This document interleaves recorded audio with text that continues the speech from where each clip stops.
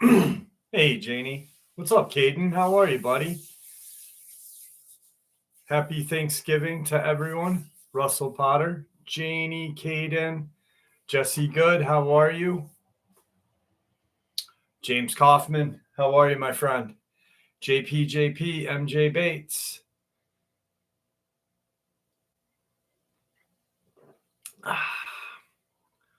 Mr. Anderson, what's up, Jeff?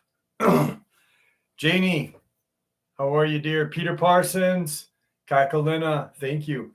Happy Thanksgiving to everybody. This week in the mail. I think I think MJ, I got a notification from USPS USPS that Tuesday, I believe. I'm well. I am well. Thank you for asking, Jane. What's up, Joe? How are you tonight? DB Mac, how are you, buddy?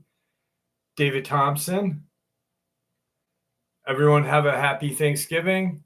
Everyone, I'm feeling great. I'm feeling great. A little nervous about surgery coming up, but what's up there, Wolf? How are you? These glasses are bothering the shit out of me. Oh, there we go. That's better. I like these glasses, but they have like that flat back, so they don't fit in my hat. Oh, Nicholas Carroll, what's up, Gringo? How are you? So I have Mert. What's going on, Mert? Claire Harris, how are you, dear? What's up, JP? Happy birthday to you, Nicholas Carroll. Happy birthday to you. Happy birthday to you. Happy birthday to you. Happy birthday to you. Glenn, what's going on? Chrissy? Delirium. Charlie Knight, how are you, buddy? Ohio Hurricane.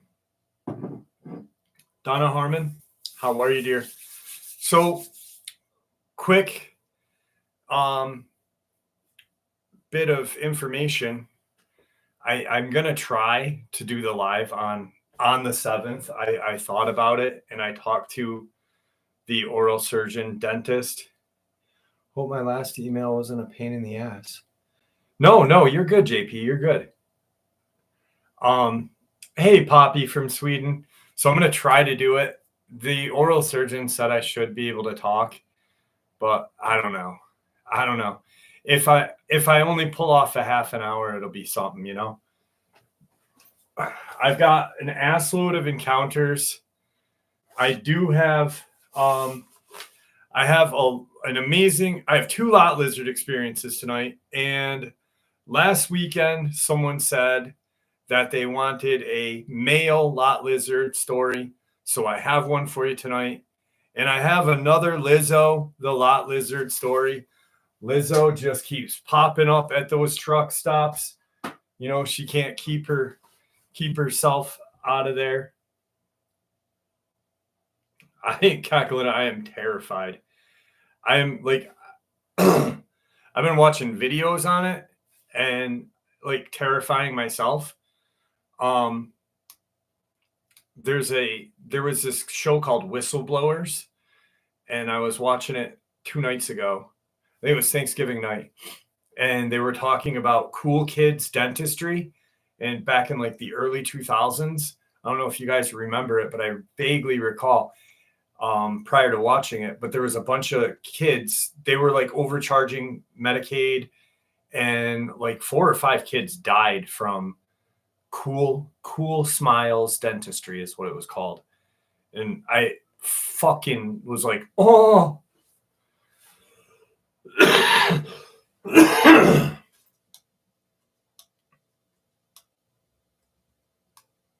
Wesley September, I have multitudes of those experiences on my channel. Yes. I've actually interviewed a couple people that are truckers. Tijuana Border Jumper, thank you, my friend.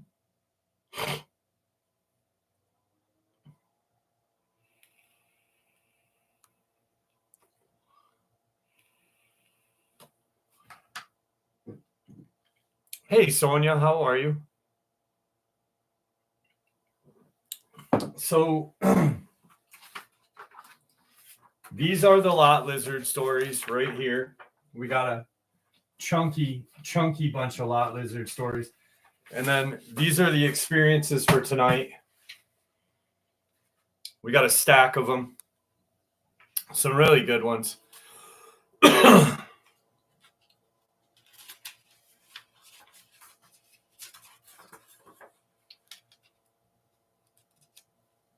Vixen Sexy, how are you? Flash in a pan. Hopefully you get a membership tonight if there is any going out. Yes, Chris Hickey. Shari, how are you, Shari Strong? Blackie the dog, what's going on?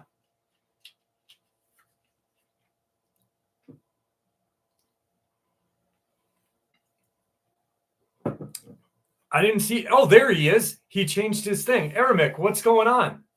How are you, brother? Susan from New Jersey. So everyone's Thanksgiving was great, I hope. What's up, Jay?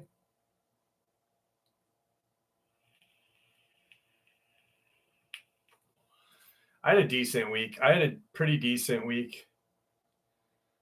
Kind of slow. I don't know. Oh yeah. Oh yes, Red Cardinal. Lizo will be making her night tonight. I'm telling you that. What's up, Troy? 3Cat Mom, how are you? All right. We're going to start tonight with a mildly terrifying one. My niece is up in Cambridge, is absolutely beautiful, Jane. I actually, the girl that I was dating before I married my ex-wife was from Cambridge. Beautiful little town. It's about 20 minutes from me. 20 minutes east of me right now. Southeast.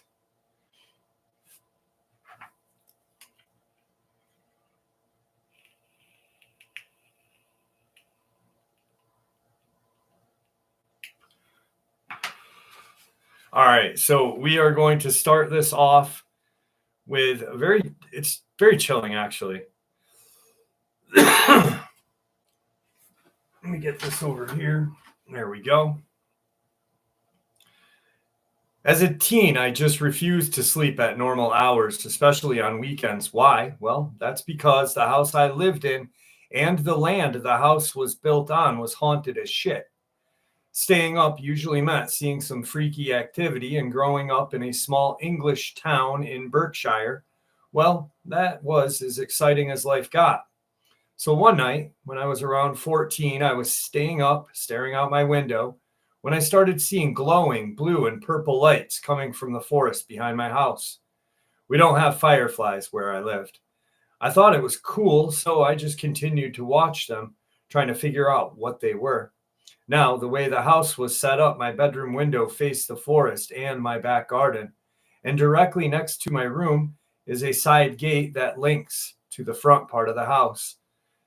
On either side of those gates are motion sensing lights.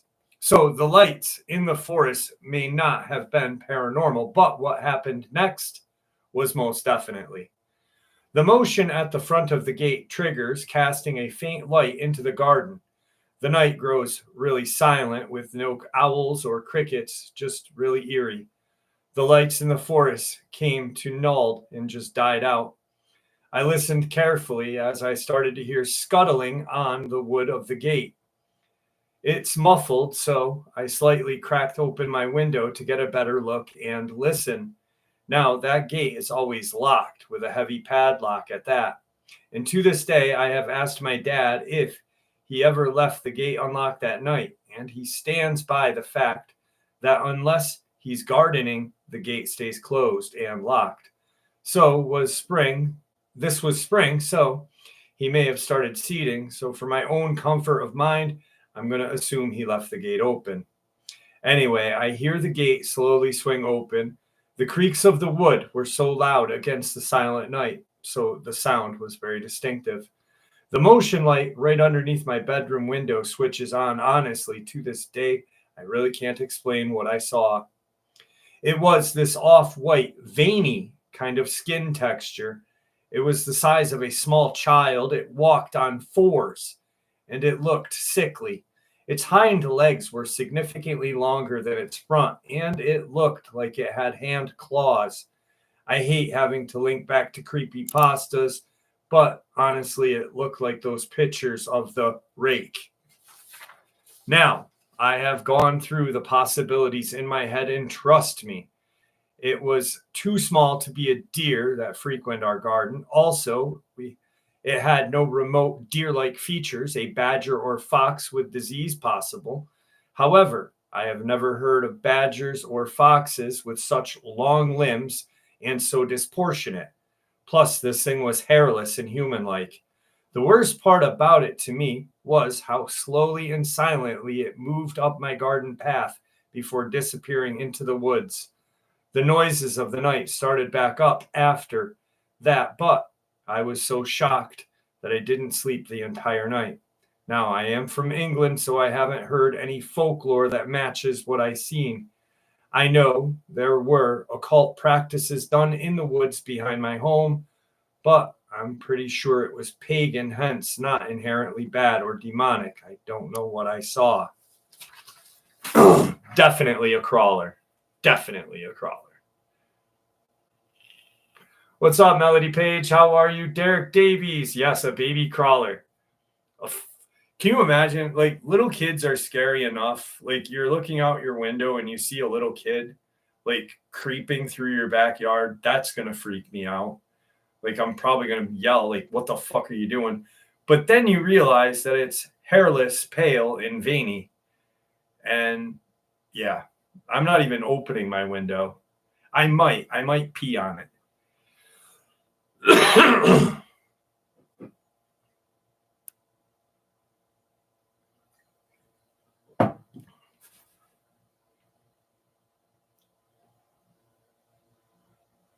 Aramic, I'm glad you have a night off, my friend. In North Cali, I'm an archaeologist. Never came across this anywhere. No shit. In northern Cali, so Humboldt County or towards Mount Shasta, what exactly is a crawler? Nobody really knows, Gary. I myself think they are like a genetic creation,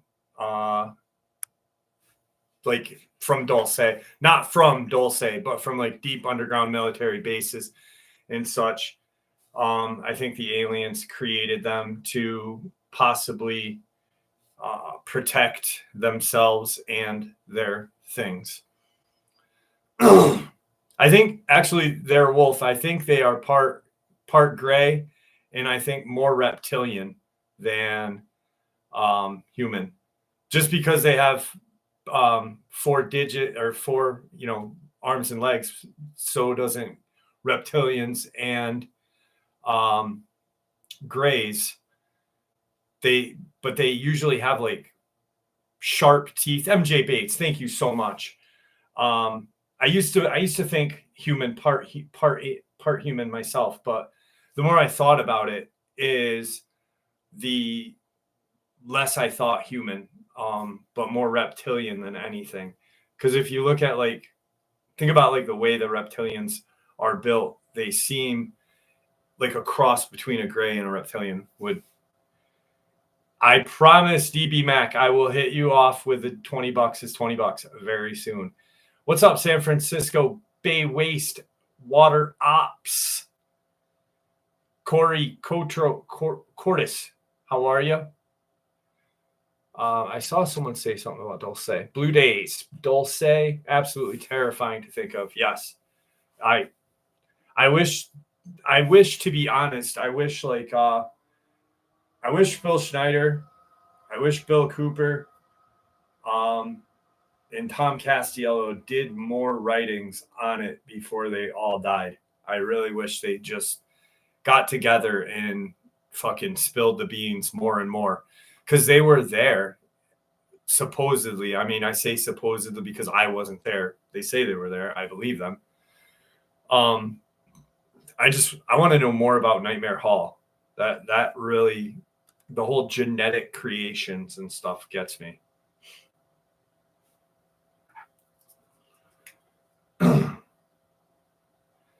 Died ? LOL.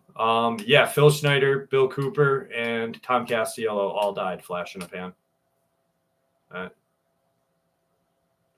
Well, yeah, executed. All three of them. Well, they don't know with Tom Castiello. He just disappeared. His wife and children disappeared first. He believed that they were taken to a deep underground military base, and then he miraculously disappeared.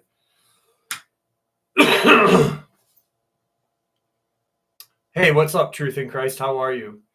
I honestly was on the side of your view with the human thing, but the more I thought about it, I'm like, they look more like a reptilian to me. Jeff, be careful, Bigfoot. So he's going to leave a jug of pee on your doorstep. Oh shit! At least it's not a burning brown bag of Bigfoot shit. That would be even worse.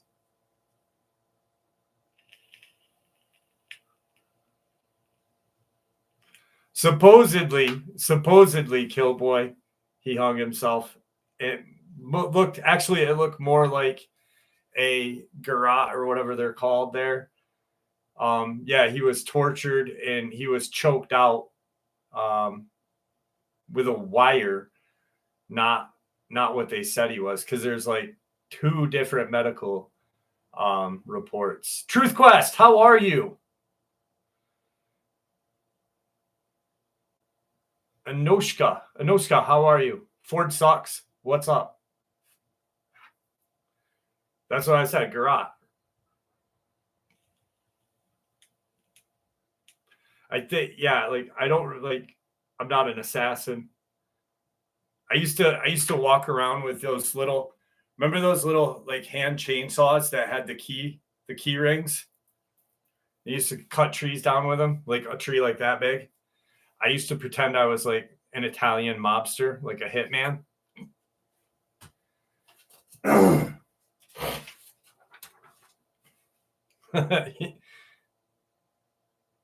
My aunt and uncle live on a hill overlooking the Ohio River, and we have fished that area forever. I take groups of buddies every summer, and we camp on the lower land and spend the night fishing. Some of us just go drinking and have fun. There are all sorts of little gravel roads around that area, and I know them well. One evening, 2 friends and I decided to go for a walk. One of my friends hadn't had anything to drink, but he chose to come along.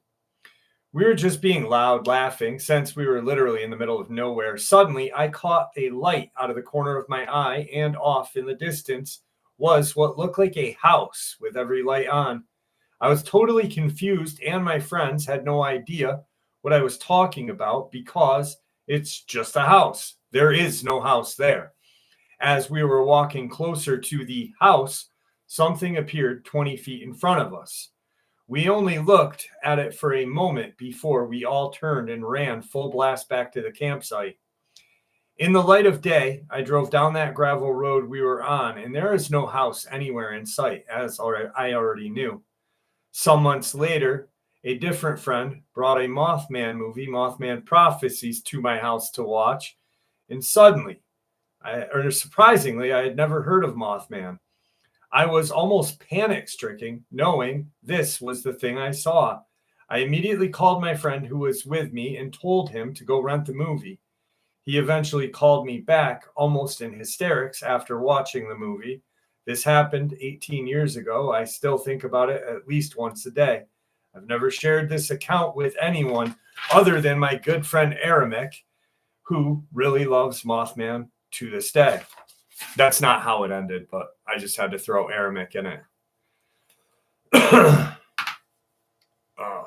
Aramek, don't get down on yourself, brother. You are the all-time member slinger in this channel.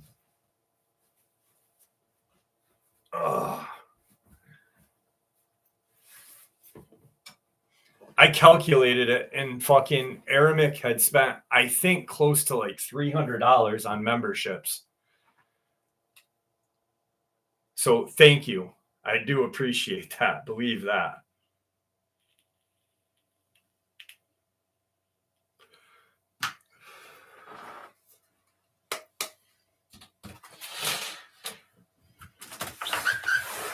Ooh, it's frigid. You see the snowbanks? Little snow. What about says $20? Baby.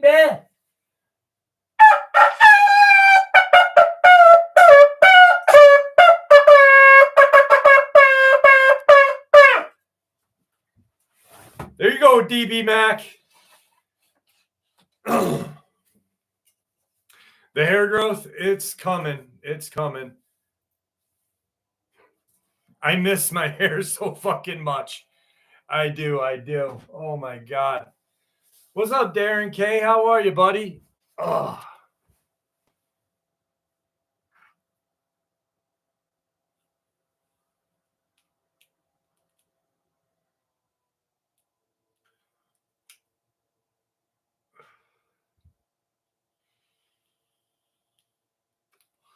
It looks all right now. It's getting there.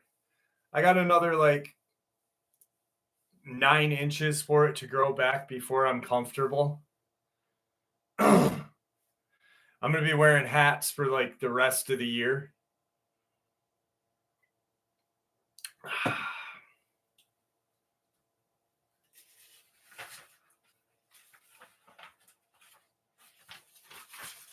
This one is very interesting. What's up, M Kirby? How are you? John Holtz, 17. Yeah, we are. Let me tell you what the temp is in upstate. It is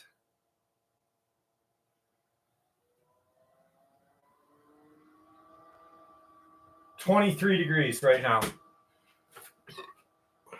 23 degrees.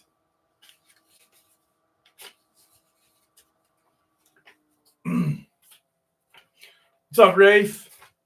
Johnny Ohm. 7 degrees in Minnesota. Oh my God. What's up, Johnny Holtz? What's up, Sully? I've been missing my hair for 15 years. Dude, 7 degrees is like ice cold. Ice cold. What's up, Bluefish? How are you? People buy their membership, there, Wolf. I don't gift memberships. It's like a thing. Hey, Stacy Lockett, how are you tonight? 20 in PA. Ooh. All right. I like this experience because it made me look at some different kinds of mythology after I read the experience. So I was just like, Randall Kennedy, how are you, buddy? So I wanted to, I'm going to read the experience and then I'm going to share the mythology with you guys of what it could be, but I don't believe it is. I couldn't find anything Native American wise or other than, and I'll share it after. My fiance and I live in the mountains of Arizona, and we had gone night fishing at an old fish hatchery, now privately owned ponds. We were there for a couple of minutes when we started hearing something rustling around the pond next to us. At first, I thought it was just an elk. We had been there a couple days before, and there were tracks in the mud on the shore, but my fiance was worried that it might be something else, so he made a fire to try and scare it away. After a while, the rustling stopped and we relaxed. Not long later, we heard a huge splash from another pond. We thought that maybe a mountain lion or bear had jumped in trying to get some fish. As unrealistic as that seemed, but we had never heard any more splashing, and it was very unlikely that there was a fish the size of a full-grown man in the pond next door. We didn't hear anything after that for a long time until suddenly there was a huge splash in our pond. but I couldn't see where it had come from or what had made it. I was starting to get creeped out and the fire was dying out. I wanted to leave, but my fiance wanted to stay and fish some more. We could hear some more rustling in the reeds near us, and suddenly my fiance just started packing things up and dousing the fire and told me that he was ready to leave. We had left the car up on the highway by the gate and walked all the way down the dirt road, through the meadow and past some other ponds to where we were. So we still had a ways to walk before we hopped a fence and were back at our car. Every couple of seconds, he would look behind us and then start walking faster. He told me he thought he had seen a bear by the ponds and kept looking back, getting more panicked and walking faster. I was too chicken to look back at what he was obviously looking for. By the time we were almost back to the car, I was practically jogging to keep up with him, and he was making comments like, "Once we get over that gate, we'll be fine." When we finally did make it to the car, he kept looking back over the meadow and acting antsy until we were driving back home. When I asked him if he had seen a bear, he replied, "I don't know what it was, but it wasn't a bear." He proceeded to tell me about the creature he had seen and that it had looked right at him while he stood at the edge of the pond. He described it as being as large as a bear, but looking like half a dog, half crocodile mutation of some kind. He said that it looked scaly and they had looked at each other right about the same moment, and the creature had almost all black eyes. He also said that he felt like he was being studied, like it was very intelligent. We were a little ways away from the ponds when he started looking back and walking faster. He said that first he saw the thing sitting on the top of the hill by the pond looking at us. This freaked him out, so he started walking faster. When he looked again, it had come down the hill and was still looking at us, making him walk even faster. And tell me the bogus lie about a bear. He knew very well what a chicken I am and that I wouldn't look back. When he looked again, it was in the field, still far away, but still following us. The next time he said it was on the road behind us, walking like a cat does, stalking its prey. This was when he started making comments about getting over the gate and freaking out over the lantern because it was starting to dim. He's a scout, and I guess the theory is that if you have a light with you, it will keep most anything away. I have never seen him so freaked out before, and I didn't know if I should think that he was just seeing things, but he swears up and down that he saw whatever it was. So we came home and looked up giant alligator dog sightings and came across the Dearu. The descriptions of it sound amazingly accurate to what he told me on the drive home, and we were kind of freaked out ourselves, wondering if the second splash in our pond could have been its mate. I do believe that he saw something that night. He's also sworn that he's never going back there again. After my parents laughed at us, they suggested that we go back the next morning and look for tracks, but he flat out told me no. I know that it probably sounds like a crazy experience, but the Dearu are supposed mythical creatures from Ireland, as I understand it. I just don't know how to explain what he swears he saw. So, excuse me. Sorry, guys. The Dearu, or Master Otter, is a river lake monster reported from the Isle of Ireland and certain islands within the countries of Ireland and the United Kingdom. It is supposedly an aggressive water-dwelling animal similar to an otter, but perhaps 5 times larger. A creature possibly fitting the description of this was seen in '68 by 2 men driving near Aquila Isle, County Mayo. It had sleek black or brown appearance with a sheep or dog-like head on longish neck, back legs longer than the front. long, thick tail, slightly rocking side by side. So after thinking about that, I was like, no. One, it's an Irish lore, and you're in Arizona. It could be possible, but I started to think about the experience that I shared last week, where a guy in Texas had seen something that resembled a large bear / dog. Now, then I started to think about how far the boyfriend was. They were far away, and he only had a lantern, right? So how the fuck did he see scales? That's, and the more I thought about it, I was like, and what alligator dog, huh? If you think about the Rougarou, Creole mythology, a Rougarou can supposedly transform from a black mist to a bipedal canine to a bipedal alligator. So it could have been that. But I really don't think it was any of those. I think quite possibly something similar to what I shared from Texas, because I don't think it was so late and so dark and he's running away. So how is he going to see scales? You know what I mean? Like mistaken identity, Kunbo. And then I started thinking about how Tim Baker talks about how mistaken identity and, a quick glance, you're going to see what your brain wants you to see. So maybe he didn't see scales. Maybe it was like a shimmer from it being wet.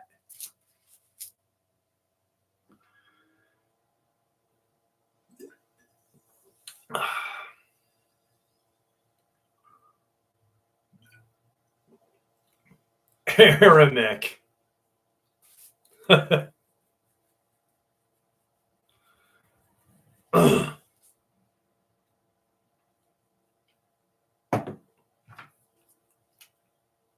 What's up, IE Native? How are you? Lake 17.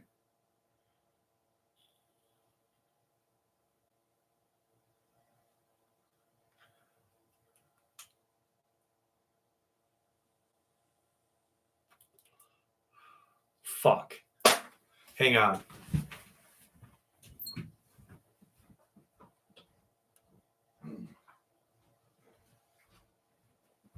I'm back.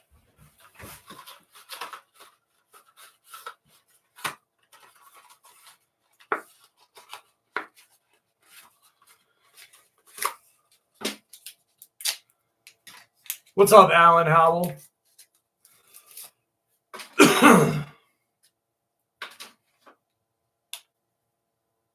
I agree with you, Truth Quest. That's what I said, because scales shine, so can wet fur, though. I agree. I don't think that it was scales.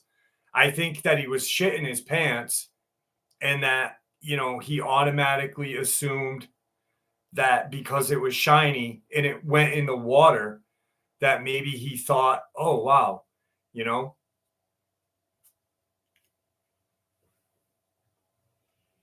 Alan Howell, thank you, my brother. Appreciate you. Yes, I have to get my Jewel fix. I'm so happy Jewel might be coming back with the fucking mango Jewel pod. I cannot wait.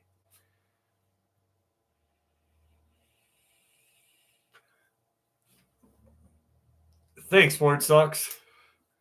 The only problem with mango or with Jewel pods is, though, it's got these stupid little things that you gotta fix occasionally.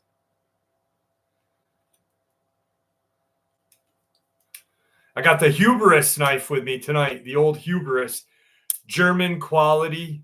I love this knife. It's got this little flicker right here, so you put it down like that. Pop. Gringo is the man.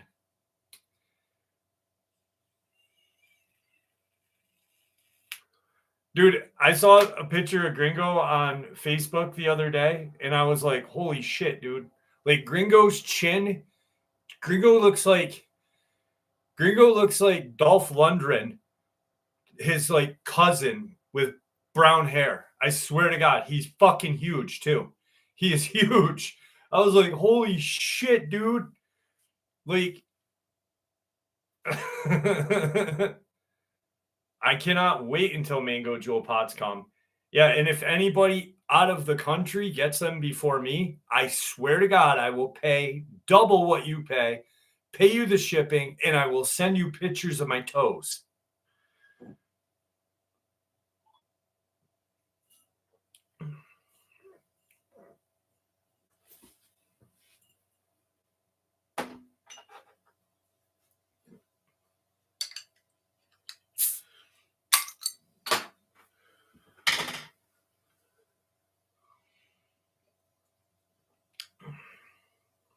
Andy Davis, how are you? Oh, last week we were talking about firearms and ammunition. So someone said, hey, what is the Fort Scott munitions tumble upon impact? And I wanted to show you guys what they look like because they are awesome. So just a basic magazine, but this is the tumble upon impact 9mm round. An amazing round. This they shot one. They shot a black bear with one round, and it knocked down a black bear. And then I think this is. I'm not sure. There's multitudes of different grains. I can't see what one this is right now.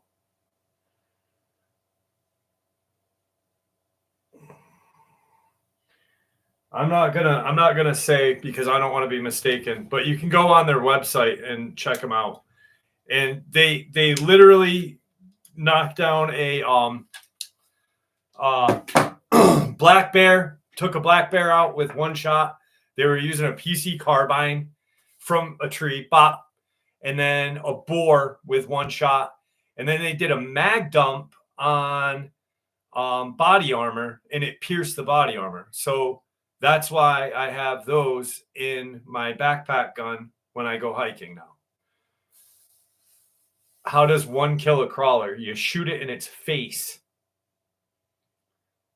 I don't know if they make 458 SOCOM TUI. That'd be very expensive, Nicholas Carroll. I know I have like 50 rounds of 458 SOCOM, and it's super expensive. Blue Days, yes, I'm born and raised in the Adirondacks.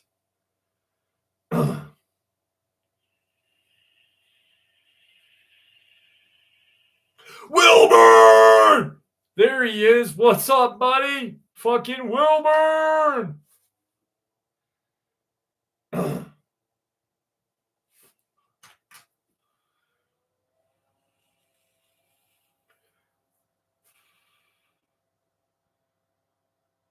Daryl's got 200 rounds. I wasn't gonna buy them. I got what was sent to me by Tony Ramore. I was like, I'm not even paying that much. I'm like, fuck that.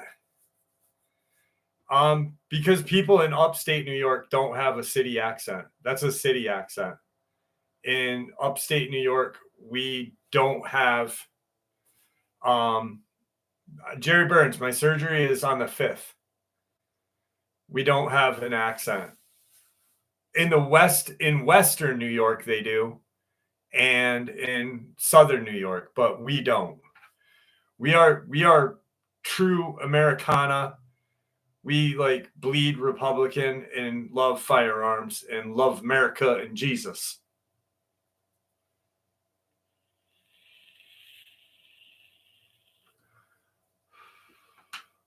I want to get a suppressor for a tactical 45. That'd be neat. I want a suppressor, but I can never own one in New York, so I'm probably going to move to Vermont.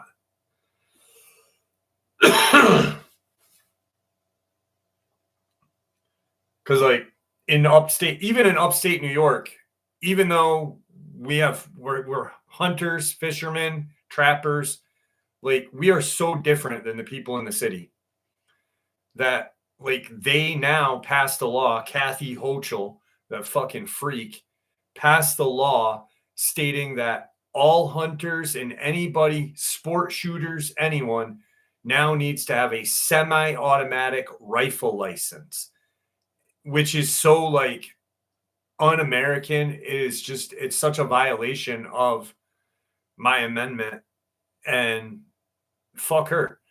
So I'll just move to Vermont. Chicory. No suppressors in New York, Wilburn. We can't even have body armor. We can't even buy body armor up here or in New York at all. Like, I want a Chris Vector. Like, I want my SOCOM 2 and I want a Chris Vector. Those are my two next guns that I want. So, bye, New York. Tommy, how are you?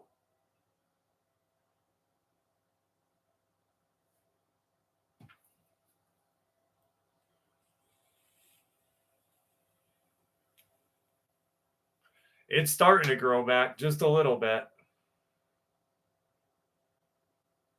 It is stupid. It is stupid. This one goes out to Janie and all of my Connecticut people. That's it. That's all it is. It's for money, Wilburn. It's money. And now in New York, they have to you have to give your ID when you purchase ammunition. Like, they want to know how many, like, it's such horse shit.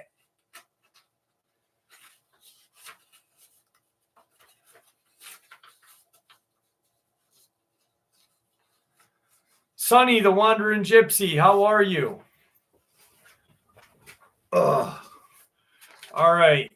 Janie, here you go, and all my people from Connecticut. I went out to my back porch to smoke a cigarette. I let my dog out first, and he went off to the left about 10 feet. I heard a rustling noise to my right, but didn't see a thing. I looked at the dog to see if he had heard it, but for some reason he hadn't. I immediately looked back at the noise again as it rustled a second time. The thing stood up about 2 feet tall. I actually saw it lift its head up and look at me. We locked eyes for maybe 5 seconds before my dog ran over there. David, this thing had red eyes. There were big red eyes. I could see the whites of his eyes, and I could see a brownish color in the middle. Here's where it gets freaky. Around the whites of the eyes were glowing red. It is not as if a light or glare caught its eyes, but it wasn't normal. It was a red glowing outline around the eyes. I could barely make out the rest of the body, but the head was the only way I can explain. The head looked like a gremlin from the movie before they went bad.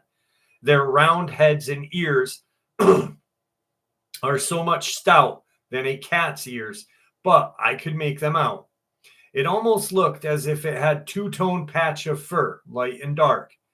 He also disappeared right before my eyes. Between the time the creature and I locked eyes, my dog was onto him. He ran over and expected him to chase it.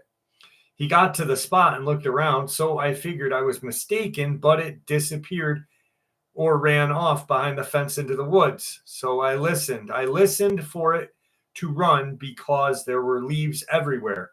My dog got to the spot and looked dumbfounded. He spun around and it was gone. I took one step forward to look out into the trees to see if they ran up the tree to escape my dog. The moon lit up the trees. I could see clearly nothing in the tree.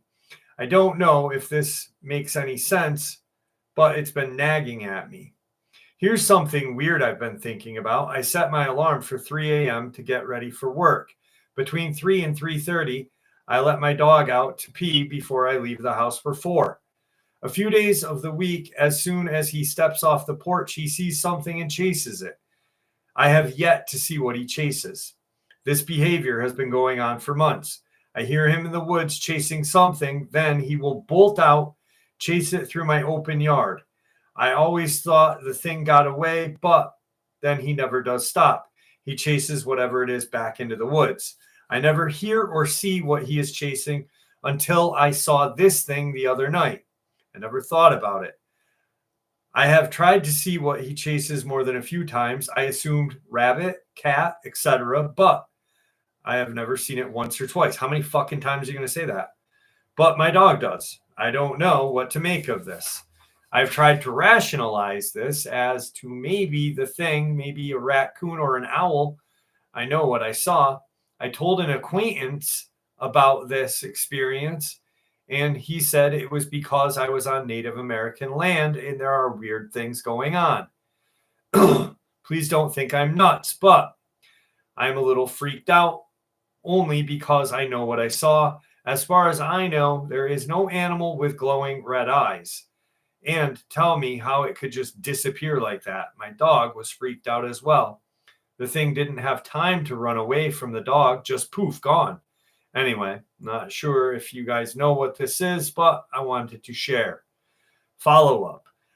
Well, I have an 1.25 acres. It's a huge lot that has trees and open spaces.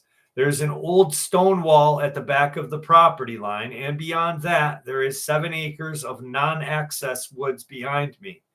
There's also a lake with a dam within walking distance by the road or through the woods. Also, someplace in the woods, I have never seen the kids go exploring. There is an old abandoned Boy Scout camp. There are old abandoned boats, a huge lodge, and a bathhouse. There are antiques in the lodge, supposedly. No one goes back there. Some friends of mine did a ghost hunt a while back at my house, and most ended up going to that camp instead when they found out about it. The name of the lake is Oxabaxo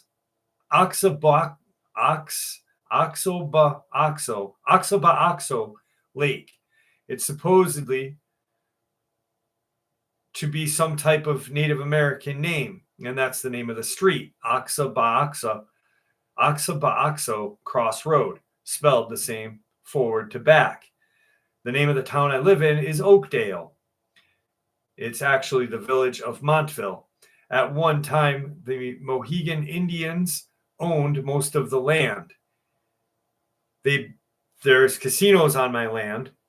Most of my property is rocky, a nice lawn, but a rock ledge. My neighbor had to blast to get into his pool.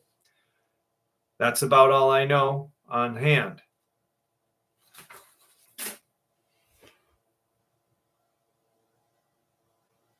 Aramic, thank you so much, brother. You really don't have to. I appreciate you. I really do. Thank you. I just bought, I think after thank you, 59th. No, you're not late. You are not late, Sasquatch and Grandma.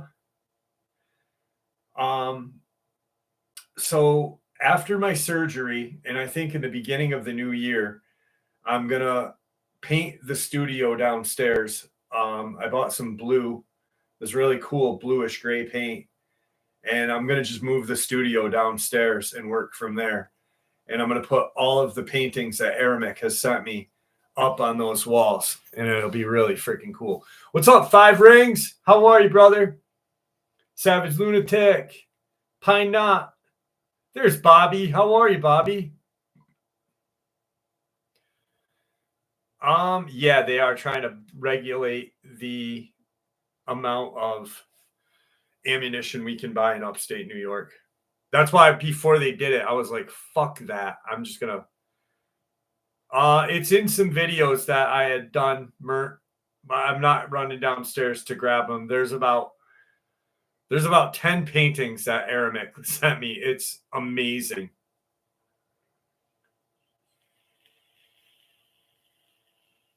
The Black-Eyed Kids, the Golem. Oh my God. It's so awesome.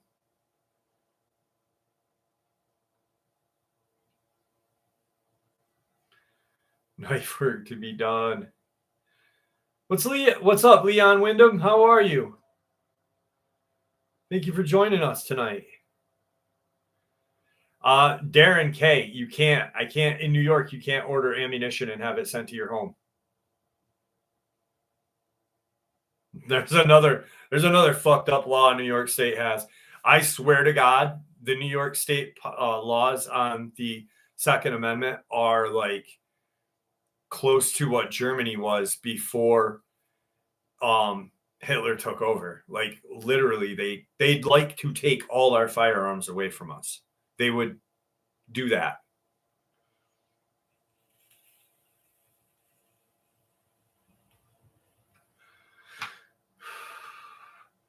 I'm not sure, Darren K, to be honest with you.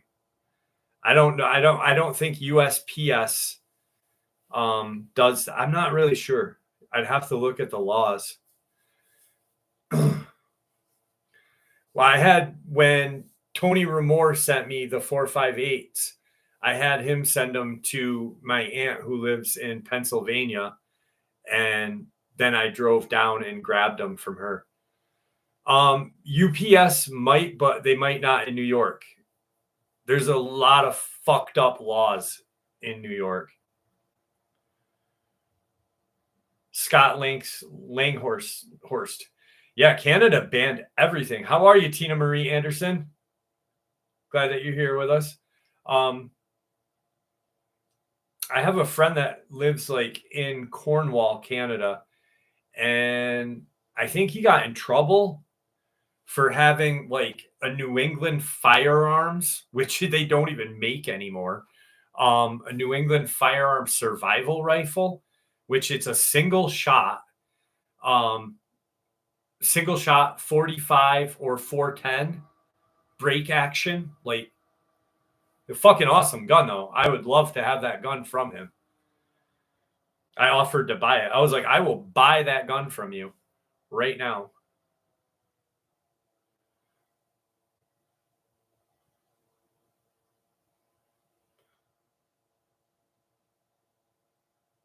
Yeah, exactly. 59th.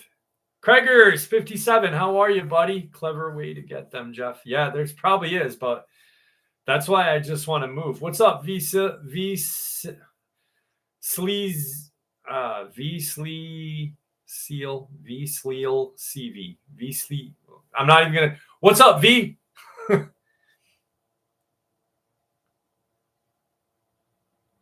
Evan Hawk, how are you?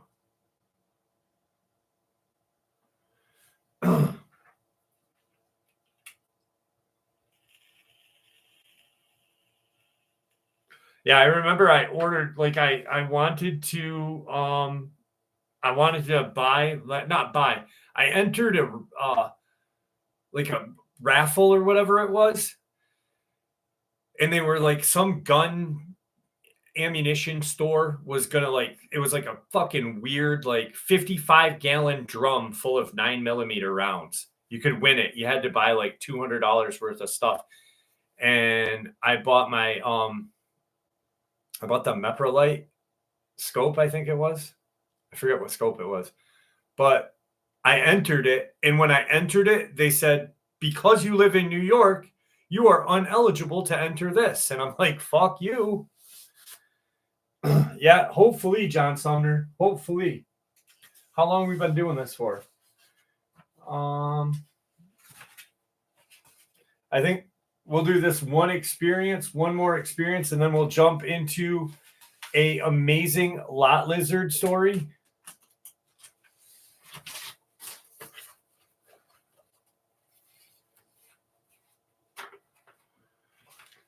Yes, Tom's still alive. Yep, Charlie Knight, and thank you for buying the book. I appreciate that. Yeah, Tom is still alive. He writes a whole bunch of other great books. I have no firearms. I'm sorry, Mert. I like shooting. I just like shooting, like reproduction Lamette revolver. I don't know what that is, Chris Hickey. I'm gonna have to look that up. We are gonna, Eremic, I have lot lizards. I have a male lot lizard. Wasn't it you last week that wanted a male lot lizard experience? And I have another Lizo.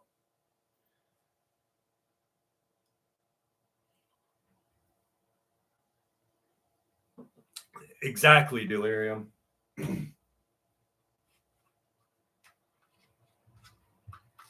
Seattle is New York State's like cousin. I think I got about 2,000 Darren K of 9 mil, and about the same in the 5.56, 223. I have a shitload of 12 gauge though, shitloads, like probably 4 or 5,000 12 gauge rounds, all different too. Nicholas Carroll, I agree. What's up, Mountain Dew Fever? I agree. Reloading is fun. I just don't have time to reload. All right, here we go. Last encounter before a lot lizard encounter. I'm a 29-year-old male from Pennsylvania, and I have read through several experiences. I thought I would share mine. I would like to know if they too have this type of experience. In September of 2008, my friend Sierra and I went to a park named Hocking Hills in Ohio for a day retreat from our busy lives. She and I had decided this at random when we first got together early in the morning, just before sunrise. It was a warm, late summer day, and we had decided to make a full day drive and hike out of it.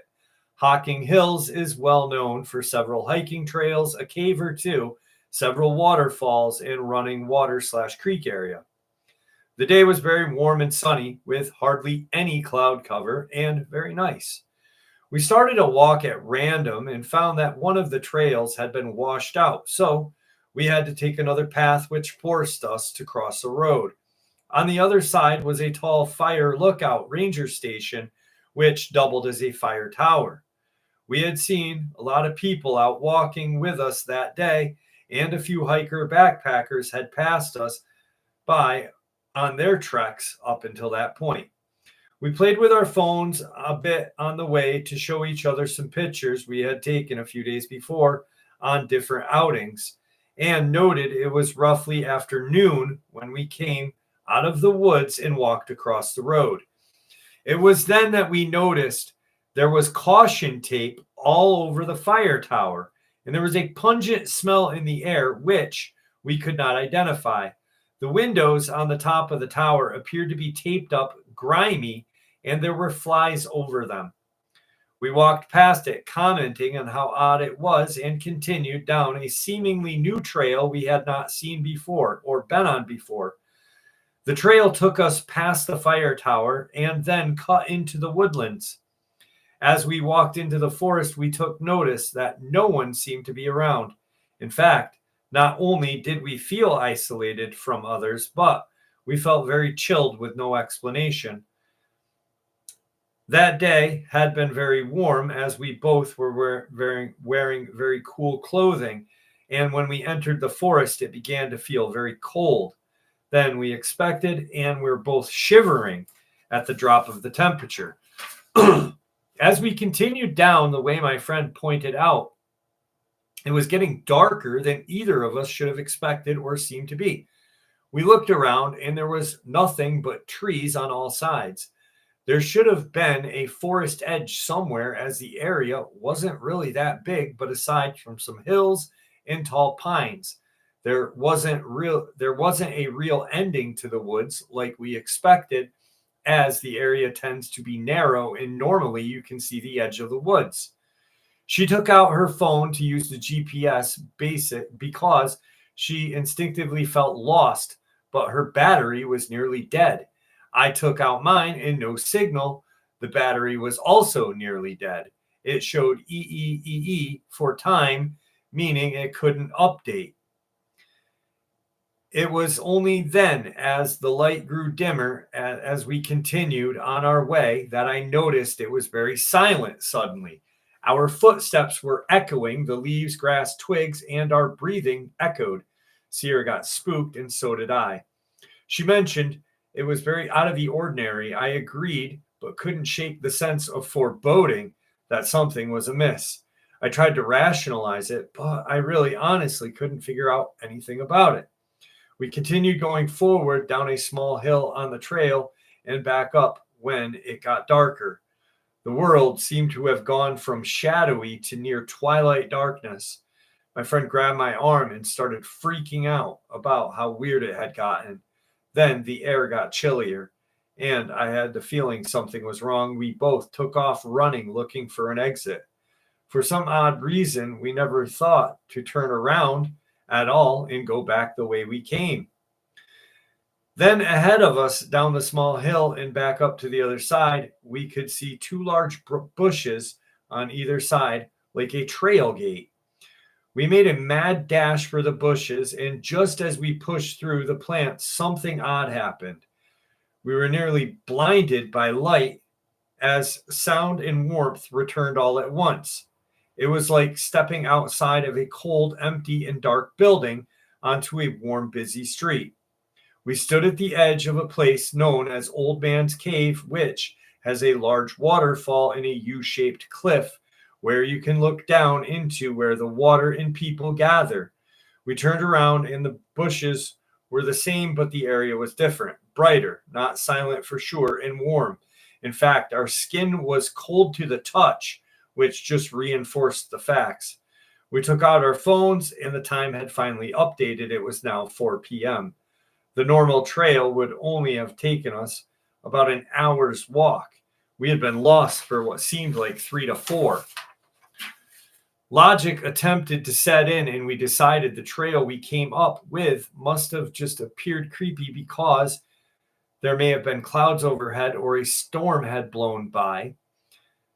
Nothing looked like it had a few seconds ago. Sierra walked around the bushes twice, and it was the same bright sunny day with no darkness, no trail.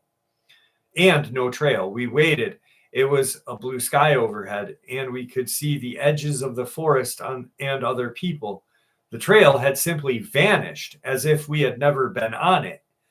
On returning past the trail where the fire tower was located, we noticed that it now looked normal, and there was a blonde-haired young woman standing on the steps. The windows were not taped and very clean and no pungent smell. We don't know what happened, but it was certainly creepy. Portal? Maybe they had like some sort of time slip. I'm thinking time slip.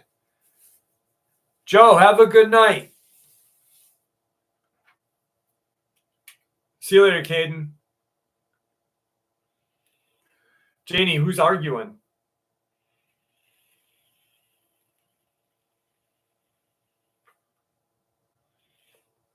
Jay Cortez, what's up?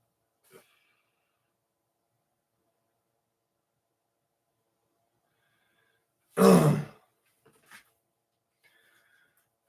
on a second.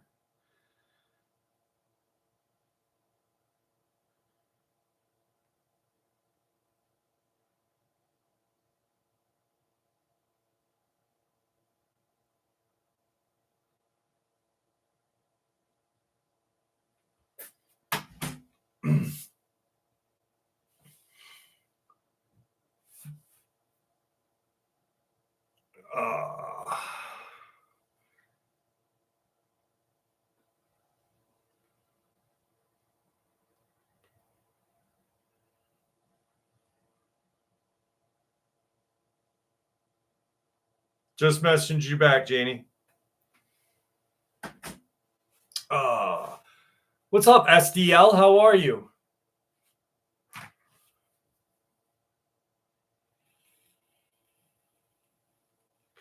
I'm glad that you're here with us, SDL. I am glad that you're here with us.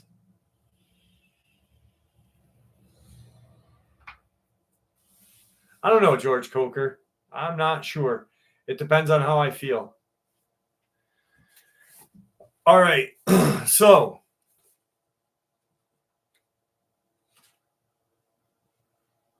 here we go. Which do you guys want? Lizo or the male lot lizard? Lizo or male lot lizard? You pick. You pick.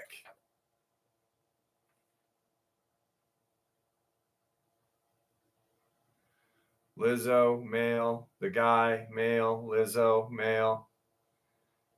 Lot Lizard, Tyler. It's male or Lizo. Lizo, male, male, male. Lizo. All right, male's got it. Lizzo will be after. Sorry, guys. Male's got it. What's up, Brian? Brian Bones. Arabic, I'm sorry, but I got to do the male one because the males took it in mathematics. We are going to do both, Lee Shepard. I promise you. I promise you.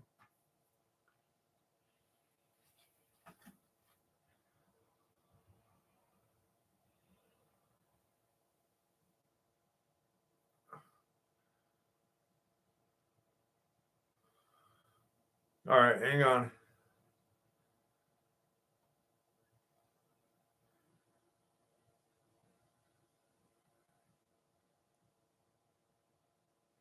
Thank you there, Wolf.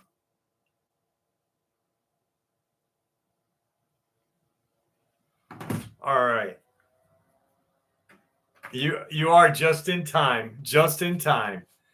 All right, here is the lot lizard story. One of them for the night. It's a male lot lizard.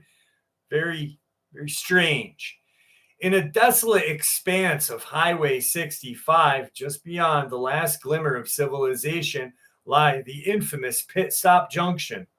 It's a trucker's haven, an oasis of neon lights and greasy food smeared between the yawns of trucker tires. But it was also known for a certain type of peculiar individual, one who had long ago traded in their humanity for something much stranger. They called him Larry the Lizard, the self-proclaimed lot lizard who had a flair for scaring the hell out of passing truckers while maintaining an uncanny ability to make them laugh. Larry was an odd sight. His crooked grin, his reptilian skin, had an uncanny ability to both repel and amuse.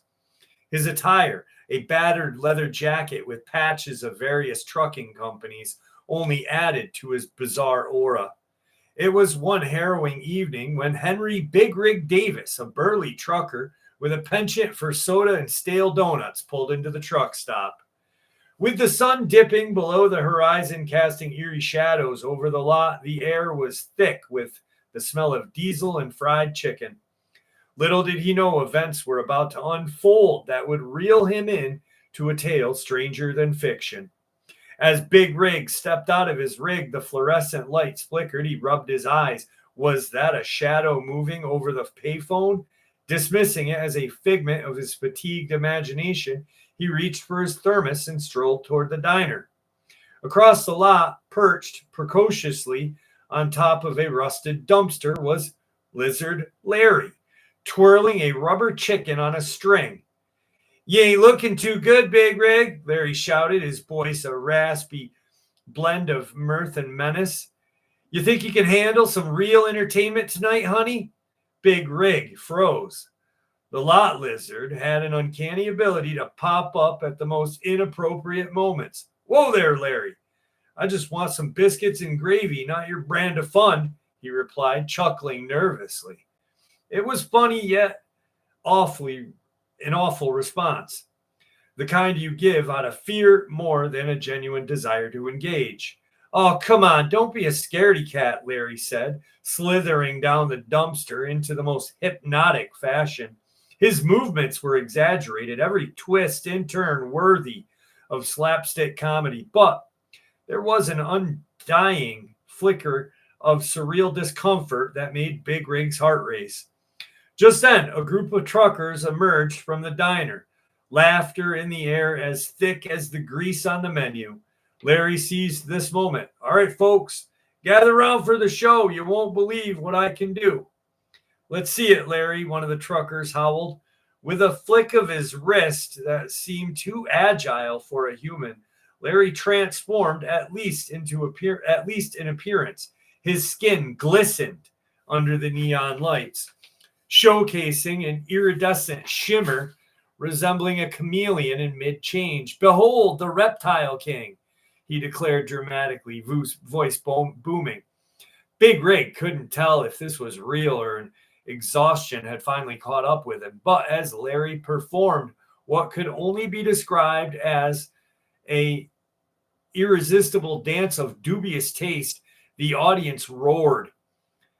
They were enchanted and terrified by this uncanny spectacle unfolding before them. As they laughed, Big Rig noticed something bizarre. People began to disperse in slow motion, as if commanded by an unseen force. Was he the only one who could see Larry's transformation?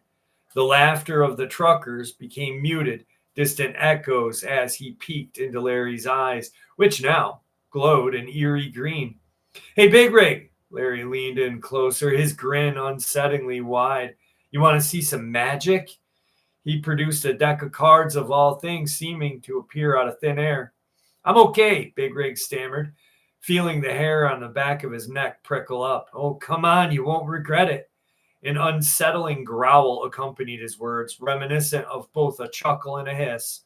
When Larry shuffled the cards, the sound was oddly hypnotic.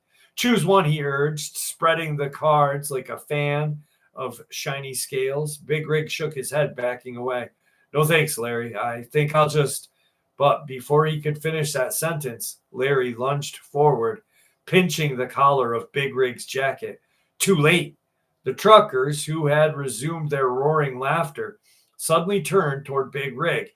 Their expression shifted to confusion, followed by an abrupt, dazed smile. I think he likes you, Big Rig. Come on, join the fun. Get him, Larry, shouted an enthusiastic trucker.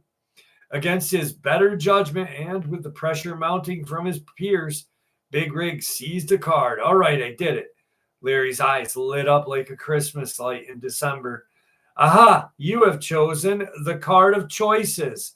His voice echoed through the lot, sending a shiver down Big Rig's spine once again. In your case, Big Rig, this means you got to tell me your most scariest story to get out of the lot. With the eyes of the crowd on him and nerves threatening to short-circuit his brain, Big Rig gulped. I once faced a traffic jam so bad I felt like I was in purgatory, he started. The intent may have been to comic relief, but the story turned darker. In a twist of fate, Lizard Larry found the tale so captivating, or perhaps terrifying, that he transformed back, a confused human grinning at hitchhikers of the universe. As Big Rig concluded his story, eyes wide in astonishment, the truckers broke into a wild applause. Larry the Lot Lizard, seemingly satisfied, declared, You survived the lot. You've given me a good scare tonight, big boy. And just like that, the bizarre lizard vanished into the shadows, leaving Big Rig standing dumbfounded amongst the lingering laughter. That night, stuck between funny and scary, Big Rig learned that perhaps stories like cryptids are best shared around the glow of dimly lit diners whispered into veils of the night. And if Lizard Larry ever resurfaced, he would be ready. After all, in the world of the lot lizards, every encounter could be just another tale waiting to be told.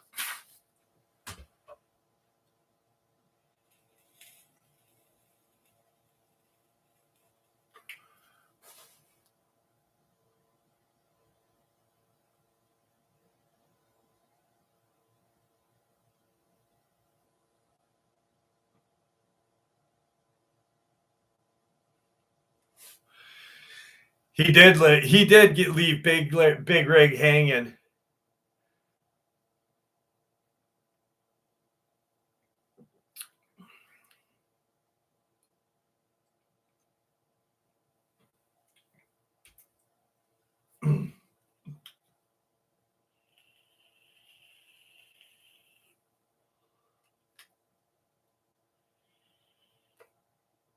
I didn't want to get too vulgar with that one.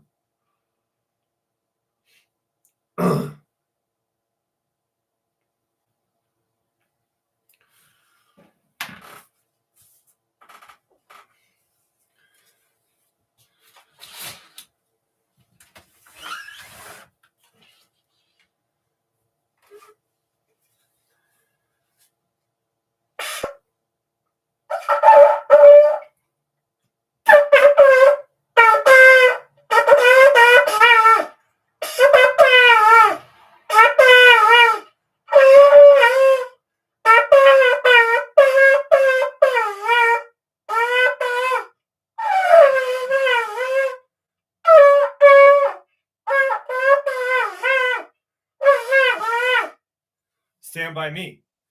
Because $20 is $20. Oh.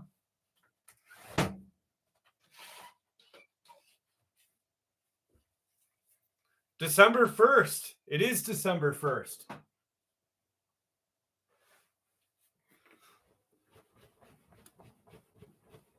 Oh, there we go.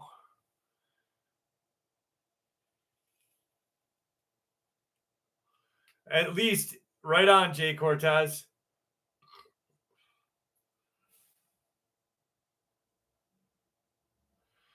That was a good rendition of Stand By Me.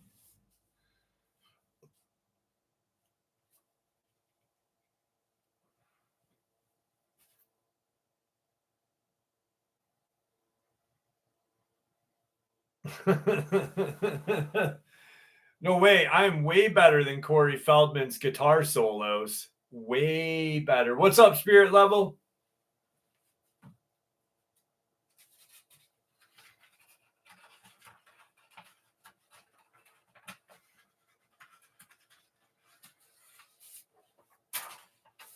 Oh, this one's fucking creepy. This one is real creepy. I fucking creeped myself out last night when I read this. This happened last summer, 2023, in Minneapolis, Minnesota. I went for a walk at around 8 or 9 p.m. I was walking on the street with a big park on one side and a couple of baseball diamonds surrounded by forest on the other. I wasn't particularly paranoid or on high alert or anything. I had stopped under the street light to light a cigarette, and for some reason, the forest across the street caught my attention. I don't really know how to explain it. Anyway, I kept walking until the forest part I was watching was right across the street from me and stopped. I was just looking at it, and all of a sudden I heard my girlfriend's voice come from the forest saying, "Hi." It sounded really happy. I knew my girlfriend was still at home, so I just did what I thought would be the best and ignored it and kept walking. I was kind of creeped out. After I got a block or so away, I turned around and saw a really tall, dark silhouette stand up from behind a minivan parked down the street. I was officially scared and ran all the way home. I was pretty creeped out, but it kicked off a bunch of messed up stuff that started happening to me for the next several months. I can try to describe it better. When I saw it coming toward me at work, it kind of moved weirdly, like it was not very good at walking. It didn't move fast. Every now and then I saw its eyes, but they were different colors every time. They were red sometimes, sometimes yellow. I thought that was strange, so I asked a few people I knew about it and got a lot of responses saying it might be a demon. I definitely felt afraid of it. I didn't go outside much for a while. My girlfriend told me around that time that she thought something was attached to her and had been for a long time. So I did some cleansing stuff for both of us, and it went away for a little bit. Every now and then I hear weird stuff outside our window at night, like whistling that doesn't sound like it's a person. And my girlfriend said the other day she heard my voice in the kitchen when I wasn't home. So I think it is still around. I haven't actually seen anything for a while, but we're both hearing stuff still sometimes. At this point, it's just making me mad because I have more important things to worry about. And I don't like being messed with. Anyway, this is my first time sharing. Thank you.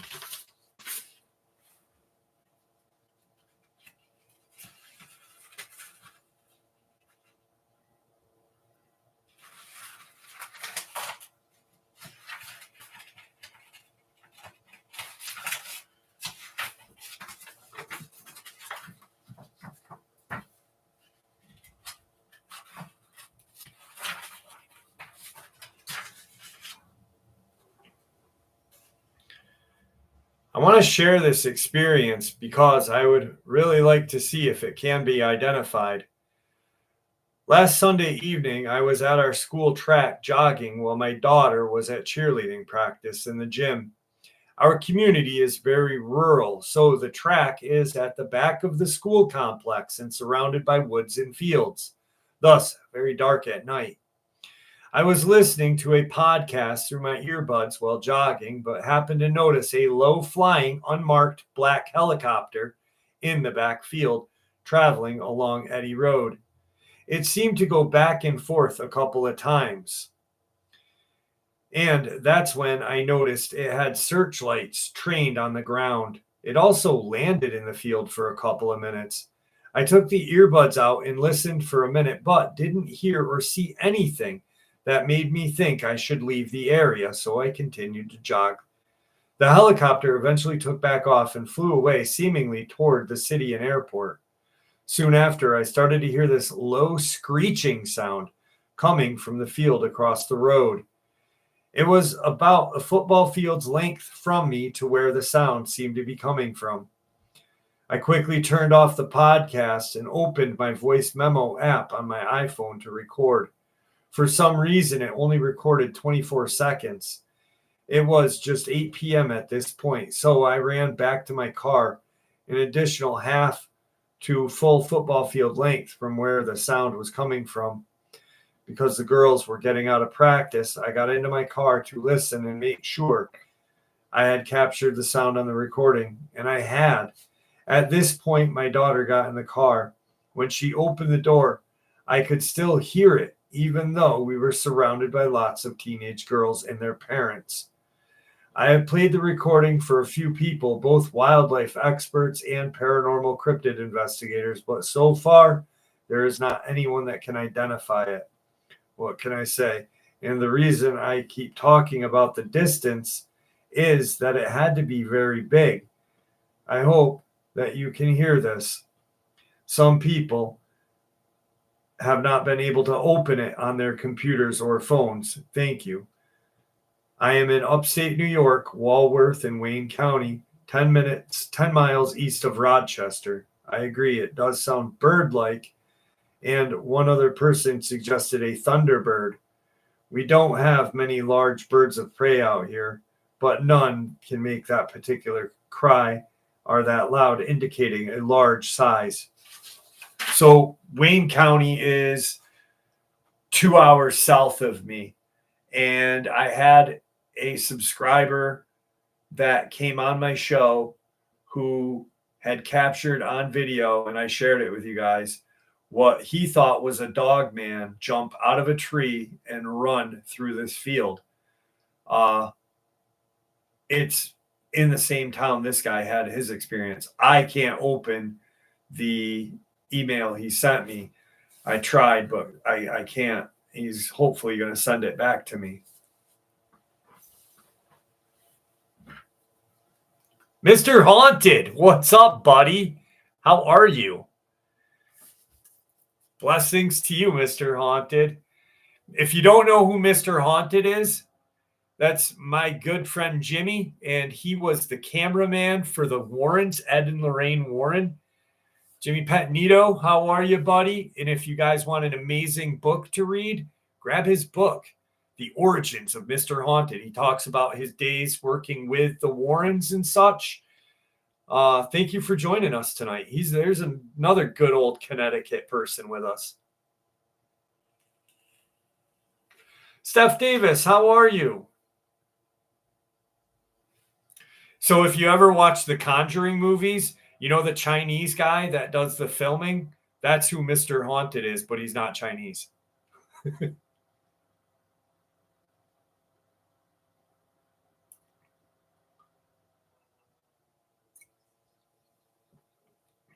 What's up, Vic Lyon? How are you, buddy? Jody Hayes. Thank you very much.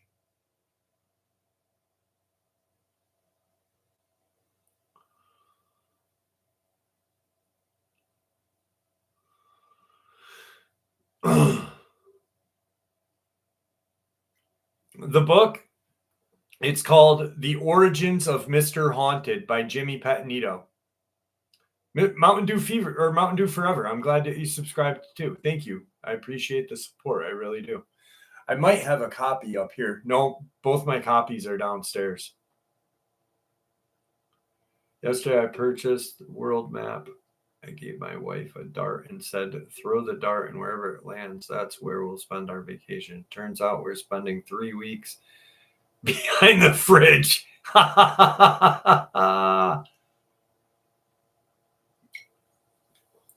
Thank you, Jody. I appreciate that. What's up, Hi HQ?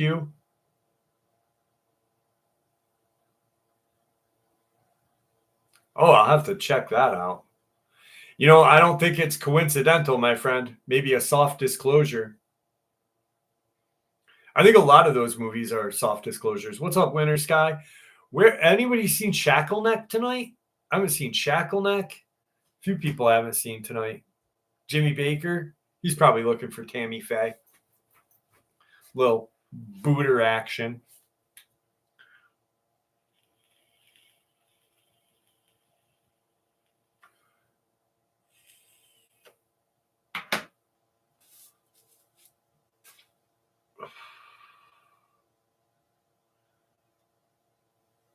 What's the temp now? Temp's getting colder and colder. Let's see what it is in upstate New York. New York, New York. It says it's snowing out and it's 22. It's 22. It's not snowing.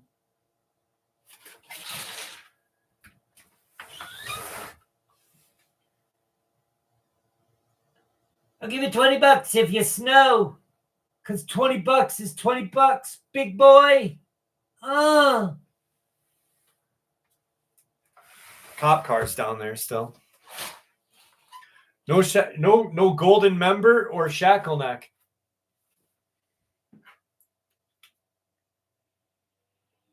$33 in Tennessee. Holy shit. Darren K, you do not wish you had snow. Snow sucks balls. I did get to use my new snowblower, though. I was super happy. I like snow blowing. I don't mind that. It gives me like I'll put New Jersey 23 outside. Where in New Jersey? Are you close to the Pine Barrens, Mountain Dew? Maybe. I'm not sure what I have. I have a bunch of them.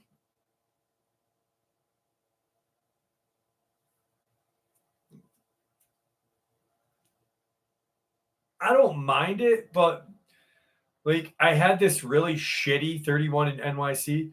I had this really shitty like snowblower for 2 years.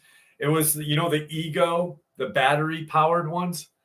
I have another bigger Ego though, because I like the battery powered yard equipment for some reason. I'm fucking hooked on it actually. But it was like 21 inches, so it was like this wide and like this high. And I could pick the fucker up and I would just push it into snowbanks. It just pissed me off.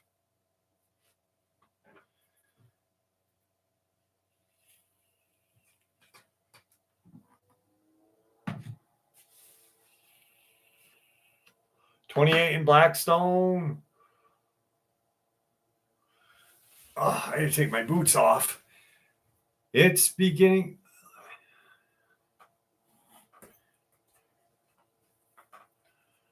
Anyway, can't bring you Providence, so I'll endorse humor. Aramek, I love you too, brother. I'm where New York in. Oh no shit.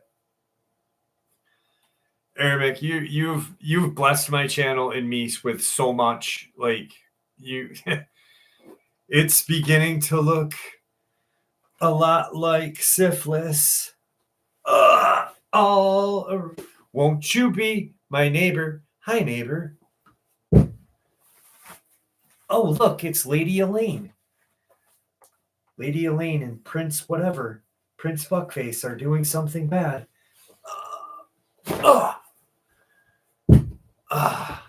Mr. Rogers has got to shake his nuts a little bit. There we go. Now I'm all better, kids.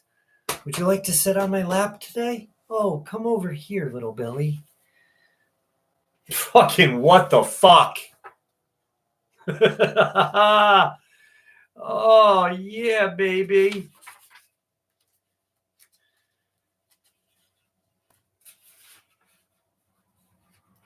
Apollo. Apollo is the kitten's name. Little Apollo.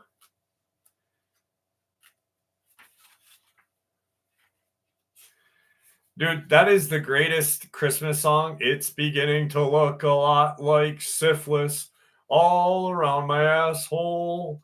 I picked him up at the 5 and 10. Once and then he shoved a candy cane up my asshole and said, it's beginning to look a lot like syphilis all around my... Okay. That's just too fucking much right there.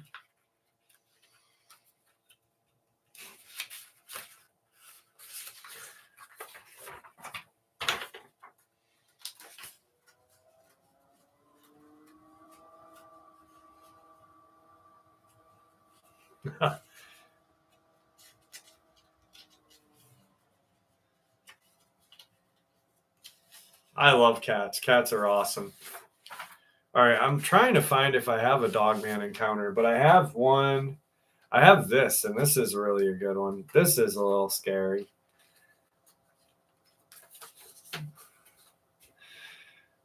I have some more, but I'm not going to sing them. I got to take my fucking socks off now. Ugh. There we go. No toe pictures until I get some mango jewel pods.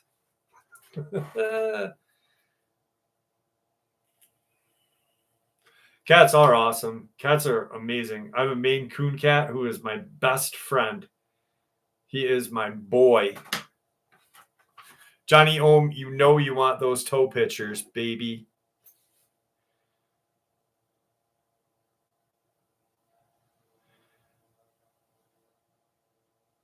I don't smoke. I don't smoke, Leon. Sorry, buddy. I used to, but I'm a recovering opiate addict for 27 years. I got 9 years sober, so I don't do anything. I don't drink. I don't smoke weed. I don't have anything against weed at all, but I can't do anything. Who was that? Andrew Dice? No, that was John Volve. John Volve, I believe it. Dr. Demento.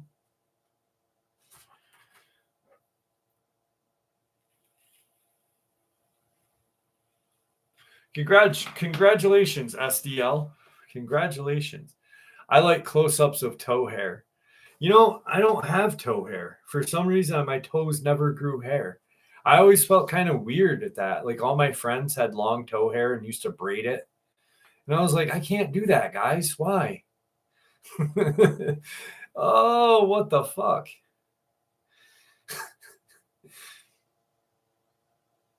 I just got to take a minute because that was fucking weird. I don't know where the fuck that came from. Were you bullied? No, I wasn't bullied. Jesus Christ. I have toe hair. People braid their ball hair. Oh my Lord.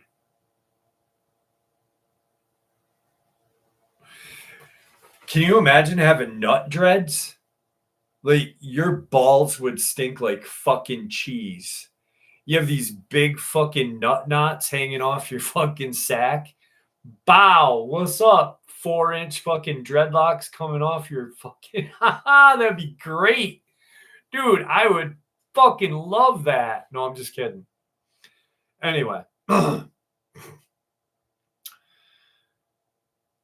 gentleman was traveling with their mother on Highway 22 between Panama City and Bay County, Florida. It was around 7:15 to 7:30 a.m. July 27. July 2027. July 2007. What the fuck, Jeff? They had just gone to the bank and were heading back home, going eastbound at 55 miles an hour and chatting. They had their windows down. It was a sunny day, and they were the only car on that stretch of road.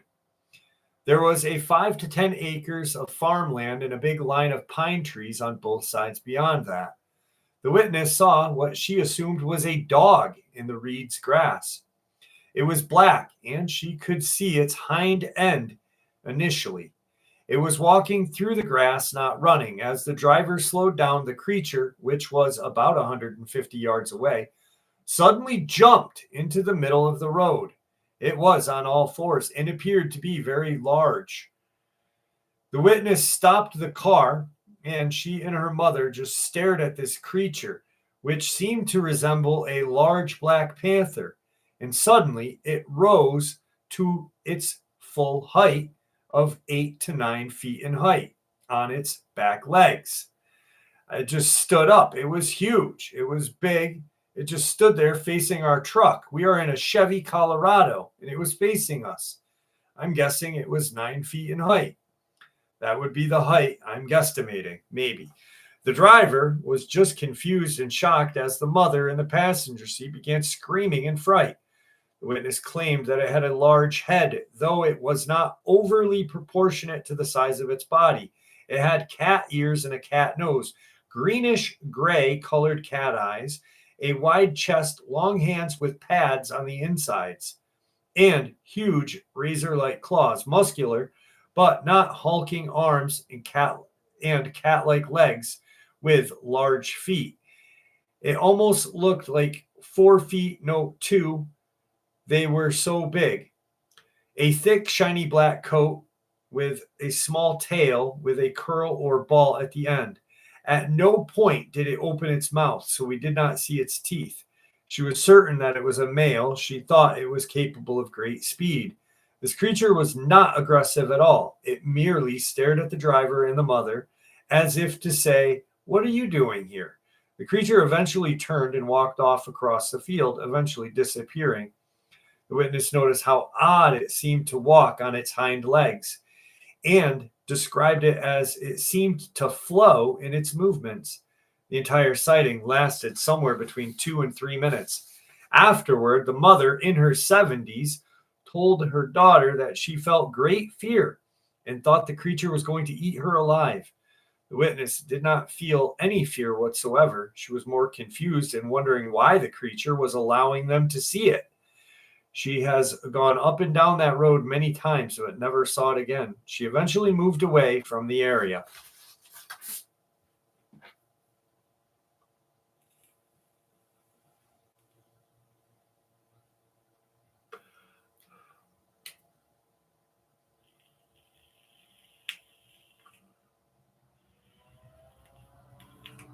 An old growth forest. Wiley. Oh, yeah, yeah.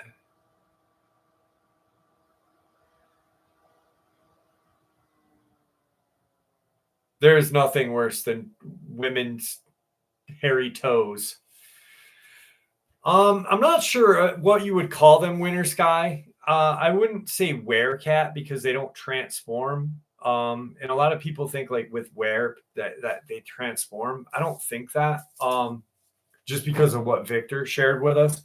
But for some reason, a lot of the Central and South Americans in Texas and Southern California as well have seen bipedal feline-like creatures, and that's the only one I've ever heard from in Florida. So I'm not really sure. Not tonight. Not tonight there, Wolf. Sorry, buddy. Andy Davis, have a good night. Rockin' Steady. Where the fuck is Rockin' Steady tonight? I haven't seen Rockin' Steady. What's up, outside in? Even the Puma Man.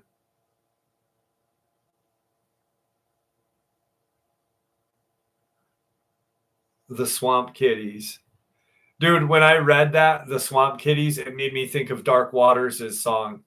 And I'm a swamp donkey.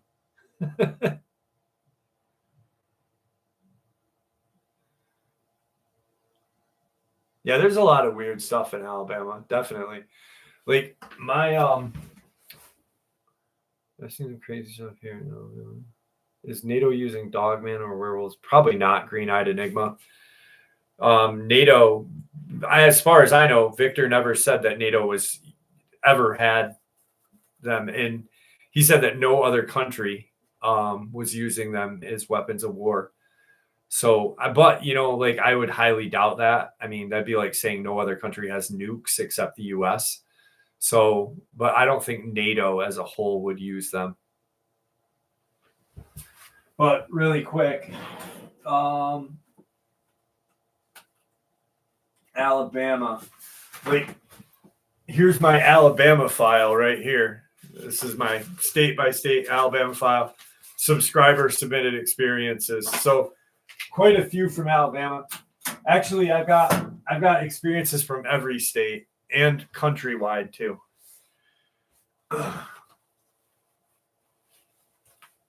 Good night, Tina Marie. Have a good night. Brian Mons, have a good night, buddy.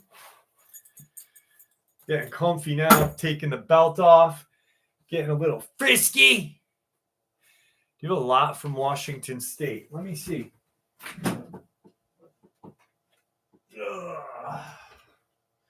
I was actually oiling one of my rifles before I started the live tonight. Hang on. I had to move it. I do. Here's Washington State's. So yeah, I pretty much have about the same in every state.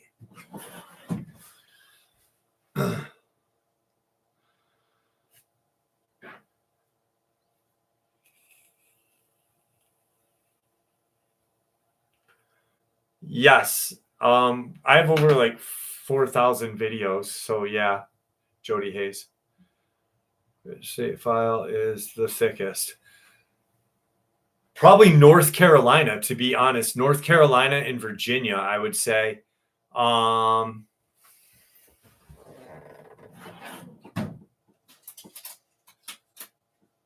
North Carolina, Virginia, Pennsylvania is pretty thick, in Ohio. Those four: Pennsylvania, Ohio, North Carolina, and Virginia. Darren, have a good night. What's up, William Floyd? I'm gonna, in the beginning of the year, I was a paramedic. I got a couple of experiences out of the Yakima area in Washington. I'd love to hear yours, Casey.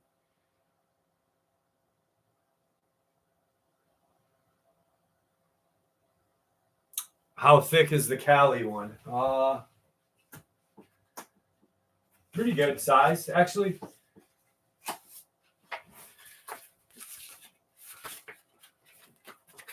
It's a good size.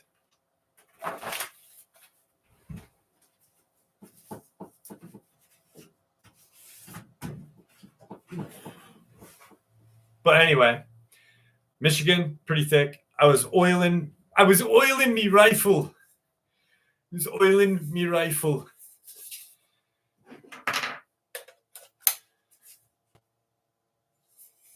My little baby.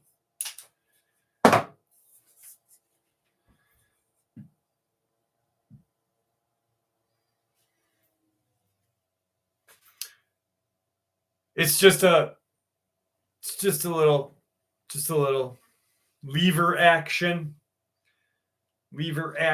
Tombstone. It's called the Tombstone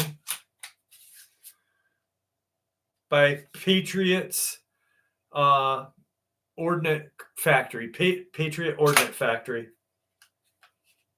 The Tombstone. Safety's back here. I like the safety where that's at. It's right here. It's a nice little rifle. It's got the Vortex. I got the Vortex spark on it. Not bad. No, they are not illegal. Why would a lever? I have AR-15s, Lenny. They're not illegal in New York. It's a 9mm, actually, William Floyd.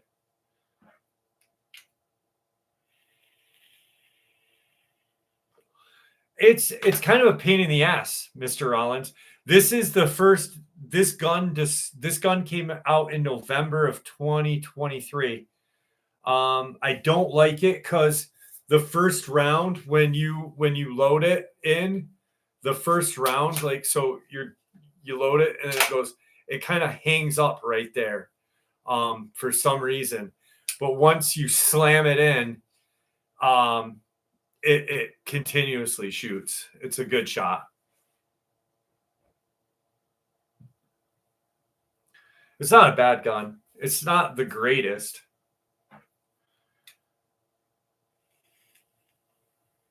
I really enjoyed it. Hex, yeah, 9mm could stop a Dogman. 9mm definitely could. No five. I don't know what a clip is, a magazine, but we have 10-round mags here. I could drop a Dogman with a tumble upon impact. I'm dropping a Dogman. This with that, buddy. I swear to God. Hex Enrique. There's a, and I'm not busting your balls, really. I'm not. There's a video on Fort Scott Munitions and TUI, baby. They take out a bear using a 9mm rifle, a boar with one shot bear, black bear, one shot a boar, and then a mag dump on 2A body armor and pierce it. So I truly believe it's not the shot. It's not like the round. I think it's the fucking shot. Like if you're a good shot, I think you're going to be okay. You know what I mean? So, I mean, I'm not going out hunting for one of these fuckers, but I think that you'd be definitely okay. And I should be sponsored by TUI, but I'm not. Exactly, Derek Davis. It's placement. It's all bullet placement. You know, I agree people should be out there, you know, maybe once a month going to the range and shooting, you know. Once a month take, you know, an hour or two to the range and have some fun, you know, and get better with your shots. Um Fresno County, California. Leon, send me that, will you? I'd love to hear your experience. I'd love to share it on my channel. Unfortunately, because it's on their website, I can't go over there and get it. But if you send it to me, I could share it. If you, I'd love to hear it. Please. You know, I really think that back in the day, yeah, his is all right, SDL. I think Kirk Stokes is just as good as Scott Carpenter's. Nothing against Scott Carpenter at all. I think his is just as good though, and it's all right. It still didn't get like it still should have been more famous than it was because it really does show that, you know, as good as Scott Carpenter's video is, it's still blurry. And to me, that just shows that they have some sort of magnetic or energy that kind of fucks with the video in picture taking. Would a neck shot be effective? I think so. I think anything that would make them bleed, you know, anything that would make them bleed. I mean, if I like my backpack gun, it's on my channel, SD. And he was a researcher. He was friends with Scott.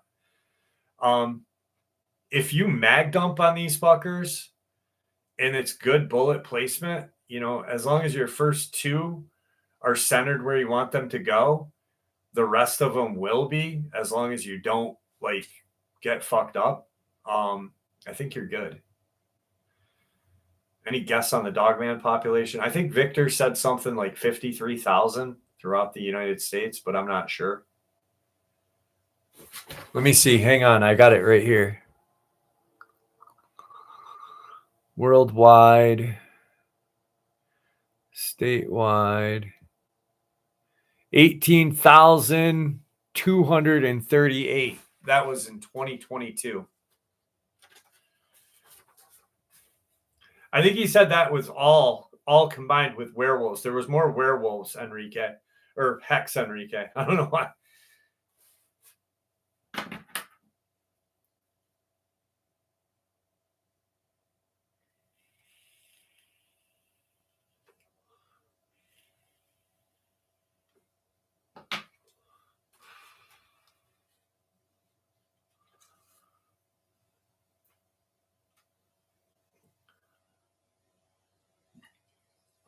Exactly. They breed. Plus, that's not even the wild ones.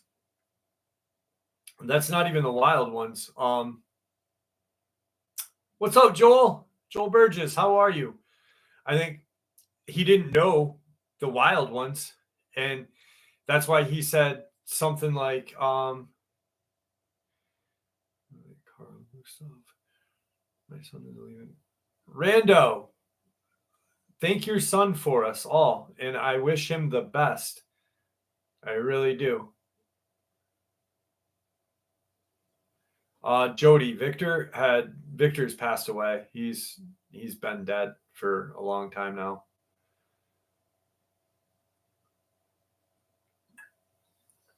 Yes, MJ. That's awesome. Yeah, that is really awesome. You know, I think any young American that is going into the military um is amazing. Good for them, you know. And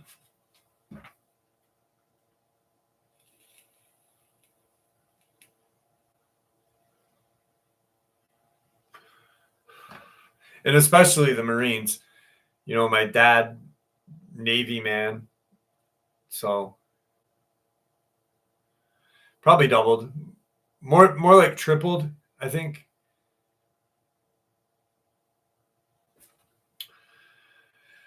My dad was in the United States Air Force. After 25 years of service, he retired, and we moved back to my mom's hometown in Madison County, North Carolina. My dad was always active and walked every day to stay in shape. Shit, I shared this like a month ago. Whether we were stationed near the beaches or forests, he would walk for miles, picking up trash or visiting the neighbors. We moved to a rural area, but close enough to get to town in about 15 minutes. The area just had not been developed much, and there was some high-powered lines crisscrossing the area. My dad would walk along these clear-cut areas until he had a very bad experience. My dad did not scare easily, but whatever he saw that day scared him and filled him with fear. This particular day was late August, early September, so it was still light after he had gotten home from work. The man worked until he was 65. After dinner, he decided to walk along the power line, something he had done for years. He would always tell us in which direction he was going. He had been gone for 90 minutes when he returned home looking white as a sheet and very agitated. He told me and my sisters that he did not want us walking along the power lines anymore and would prefer if we did not go beyond a certain point, about a quarter of a mile. Knowing him so well, we did not ask questions. Sometime later, during the next day or so, he told us what he had seen. He had walked to where the power lines crisscrossed a major highway and was walking back. He said that during the entire walk, he felt like he was being watched. This area was and is still piney woods, no houses whatsoever.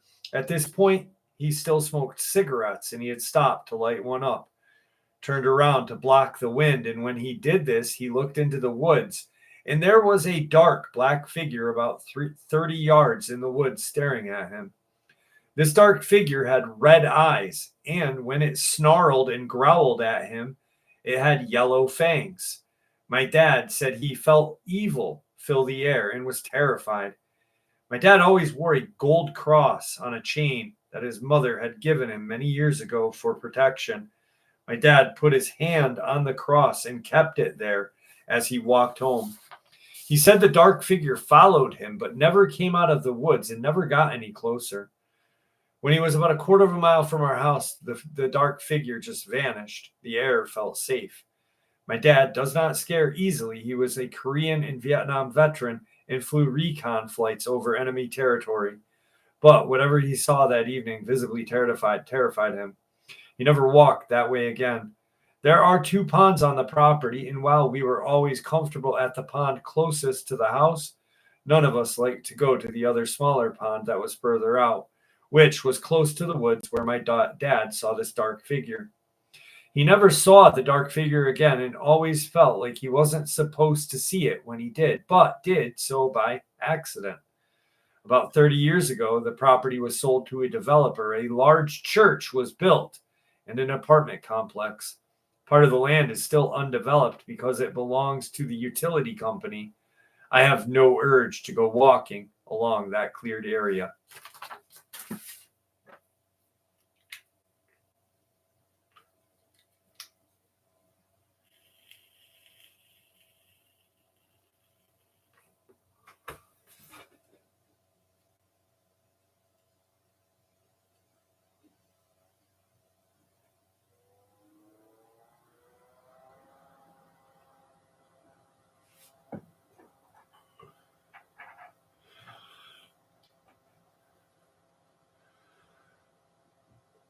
What did I miss?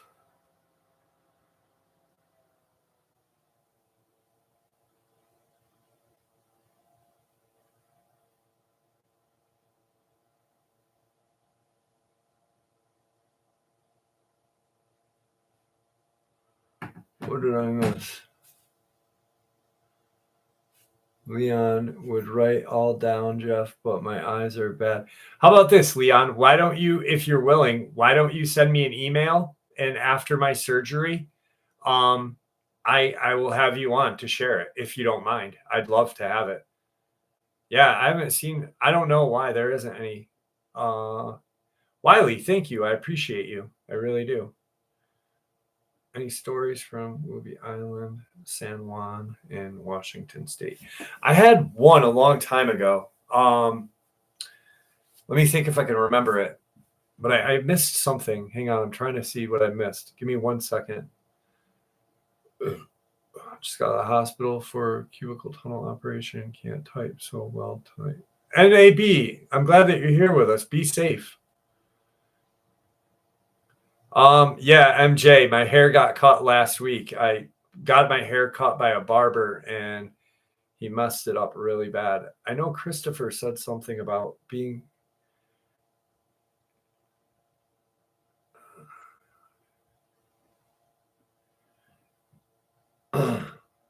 No, I agree. I agree with what William said just a minute ago. William Floyd about protecting. Yeah, it is shady. Like my dad was in the Navy. He was part of the Brown Water Navy in Vietnam. And then when he got out of the Navy, he worked for the Department of the Navy for another 23 years. Mountain Lock. I hope I get it too. If I didn't respond, I don't know when you sent it. But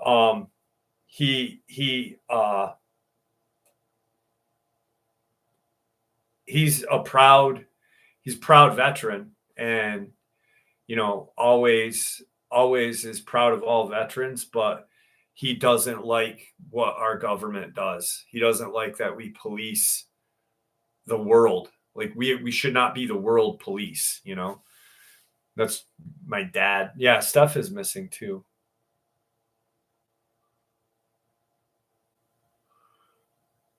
Boosapus, how are you?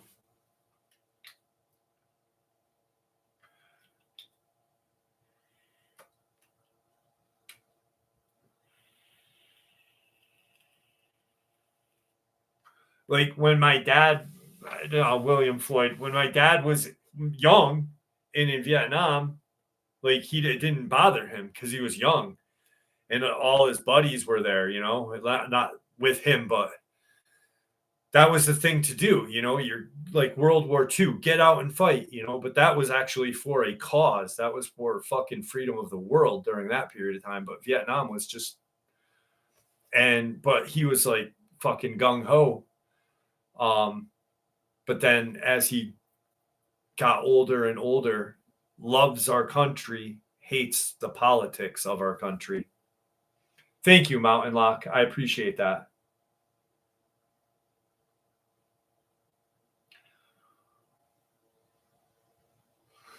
Boosafus, thank you so much, brother. Appreciate it. Rockin' Steady, there you are. How are you? I just said, where the fuck is Rockin' Steady?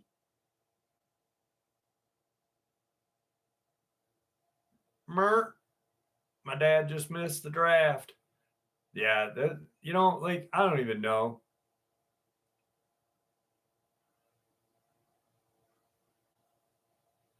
Hanging with the fam. Love naval war paintings. Yeah, naval war paintings are cool. I want to start collecting like Western paintings. I don't know. I'm fucking dumb. I like Western paintings too. I love cryptid paintings. I cannot wait till I paint my fucking studio downstairs.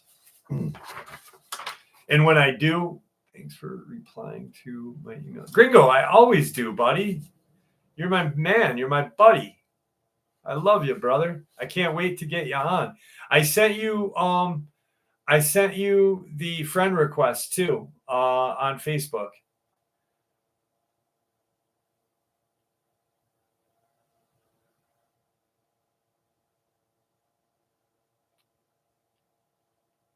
Oh, Samara, thank you.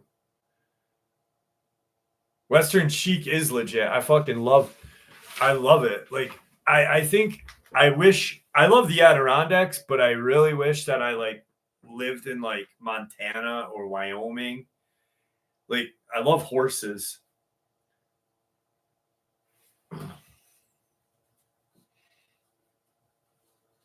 Reno. I shot a man. Awesome, Gringo. I want to do that when I get done with surgery. We have a lot of that. Yeah, I'd love to just I will. Thank you, Mountain.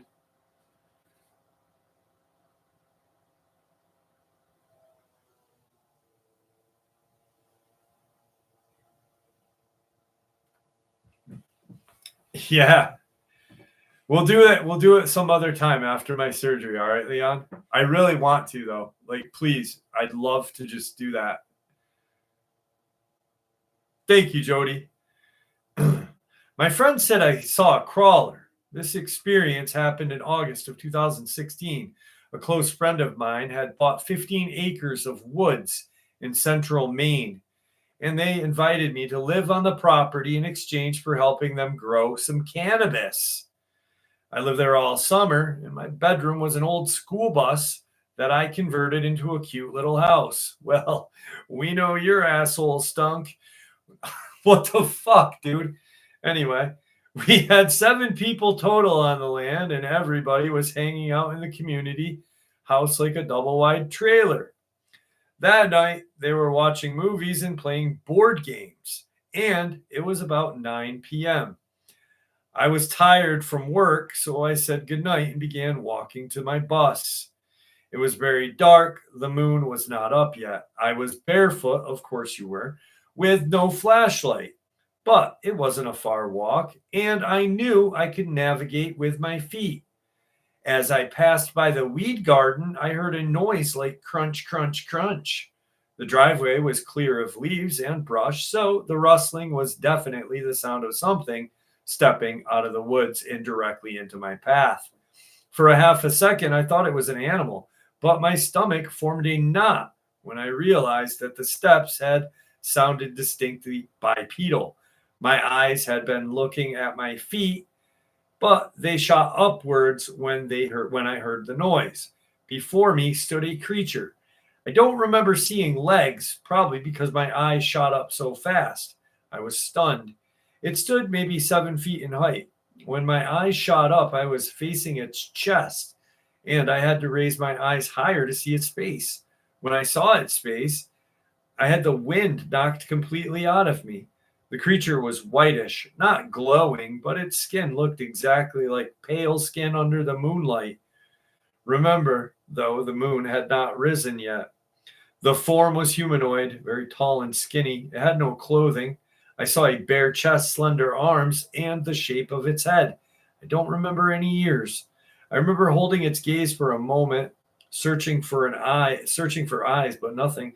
No distinguished eyes, face, or mouth, but the face definitely had ridges and contour. I think maybe it did have facial features, but they were so subtle or sunken in. Anyway, the sight of its face knocked the wind out of me. My eyes fell to the ground. They felt forced to the ground. I couldn't bear to look at it. It stood perfectly still. While I gasped for air for a moment, I wanted to scream, but I had no air. I felt paralyzed. I took a moment to take a deep inhale and deep exhale. I looked at its face again. It stood motionless, watching me. I then turned on my heel and ran back to the community house as fast as I could, screaming the whole way. My friend suggested that perhaps I had a face to face with a person who was scoping out the weed garden to steal it. Common practice here was flowering, so it was really stinky. Locals may have definitely noticed. The part I can't explain, though, is why would a robber walk right up to me?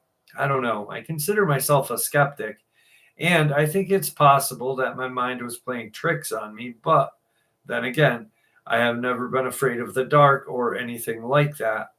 I told my friend this experience, and he said I should share it with you. These days, I am afraid of the dark still. I am not sure if I think it's extraterrestrial or just terrestrial creature, human. It sure didn't feel human, although the build of its body was undeniably human-like.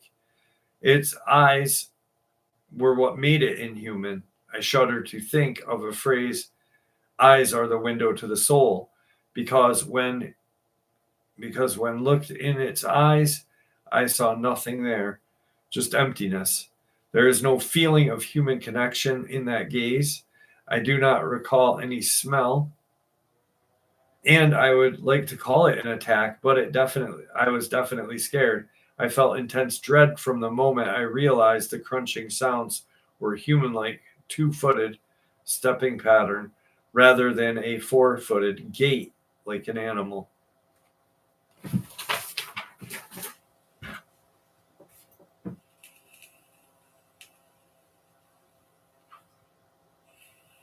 You can't you can't be afraid of the woods, you know. You have to get out there and enjoy the woods if you can. Yeah, Truth Quest, I agree. I hate crawlers. Crawlers just scare the shit out of me.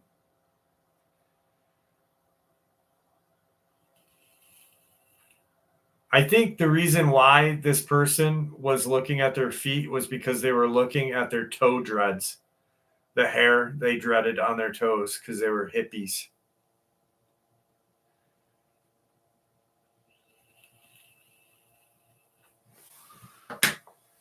That's why I said her ass probably smelled.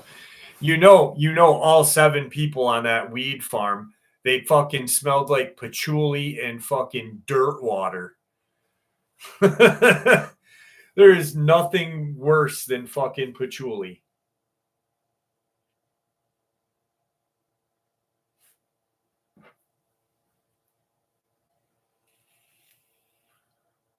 Are guarded by Dogman and why a lot of people go missing.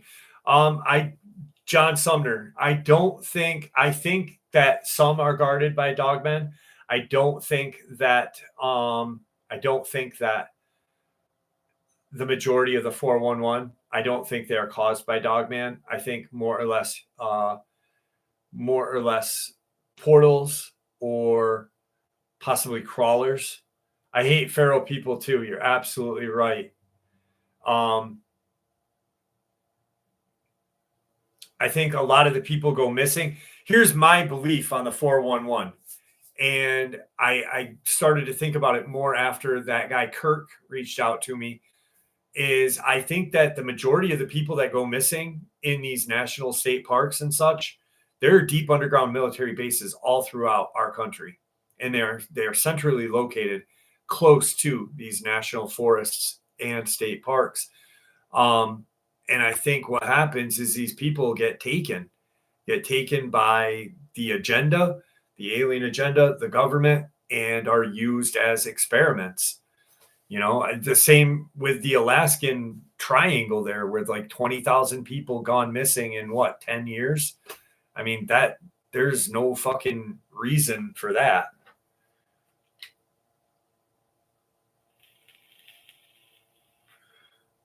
Of the Ocala National Forest. That's out in Florida, right? Ocala National Forest, Jay Cortez.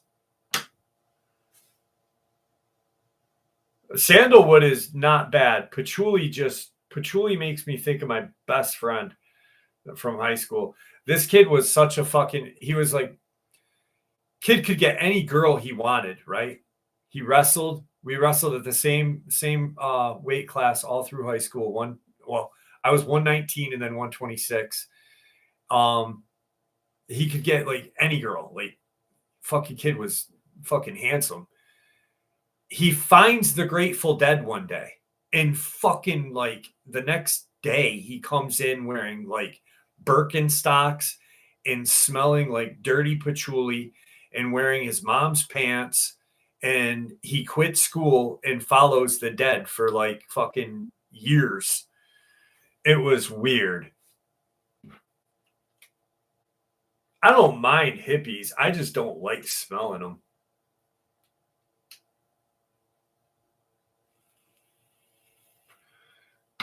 Guys that wear patchouli and have man buns are the sexiest. Oh.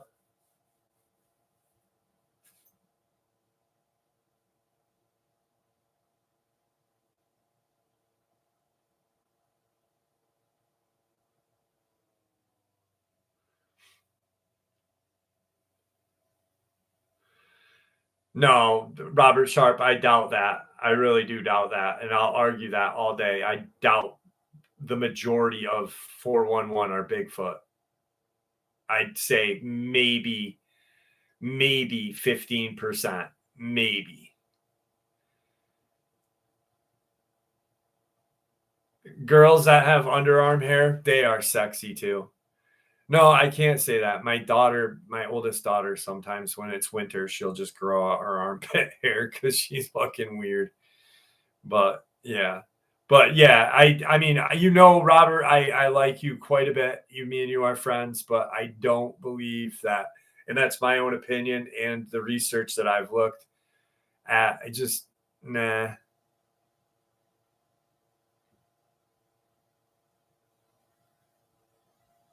I ripped on acid. Mr. Billy Blue ripped on acid. Dude, we have Glenn. Do you live in Glens Falls? Because there is a lady that walks by my fucking house that has a goatee that comes out like this. That shit is fucking dank, dude. And I thought it was a dude, but it wasn't. Because I was like, what's up, bro? Because he had long hair and this goatee that's like this long. And she goes, I'm not a dude. And I'm like, oh, fuck. Sorry. Like, I'm just mowing my lawn and she had a better goatee than me when I had facial hair. I felt so bad. I really did. I was like, damn, sorry. Fucking shave it.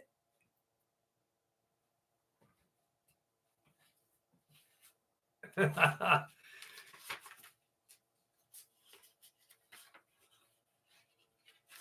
mean, if I was a woman and I had a goatee that big, like it's not, and it's sporadic. So it's got like, it's down here, right? But there's like sporadic little hairs that look like fucking islands in the South Pacific all along her face. Dude, shave that shit.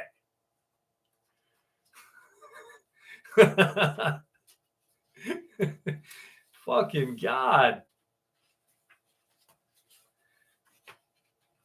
Rocky Boggs, you jumped all over. I like long armpit hair. What the fuck, Jay Cortez? That's weird, dude. That's weird. But I still love you. You're my friend.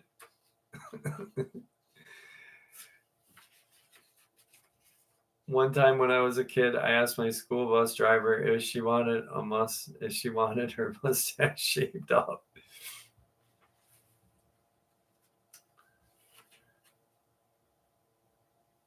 I would say, yeah, I honestly think that like 20% of the 411s are cryptid related. 20%. No more than 25. No more. And 25 is a hard stretch. I would say something I would say alien more than likely, and I think that they are, because if you think about Dulce and you think about the arrangements that were made with the United States government back in the 30s and 40s, where they said, you give us, we'll give you technology, you give us your people. And then the aliens, they screwed us by saying, no, we're just going to take the people now. I think but that's my own belief, you know. I love you too, Billy Blue. I mean, I'm not an expert. That's my own opinion. Yeah, Cowboy Five Rings, I can't do it. I mean, she's going to have to like braid that shit and put some beads in it with some long armpit hair. I'm all over that.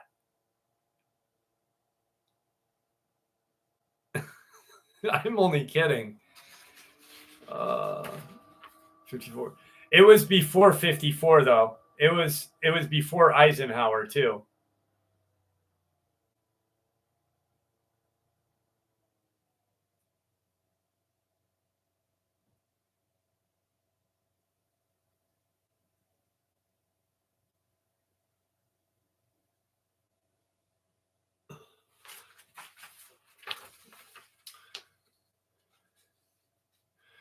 We did need the tech. And it's kind of funny that portals and demons. That's what I said. I think demons, my own belief, Robert Sharp, is that demons are aliens. I think this is my own belief, and I said portals. I think portals, and I said aliens. I think that I truly, the more I look into Dulce and Bill Cooper and a lot of the weird shit like Commander X, I really think that demons are aliens. I think they are coming through portals. I don't think they're, obviously, I don't really think the majority of them come from outer space. I think they use portals and travel that way. It's hard to explain.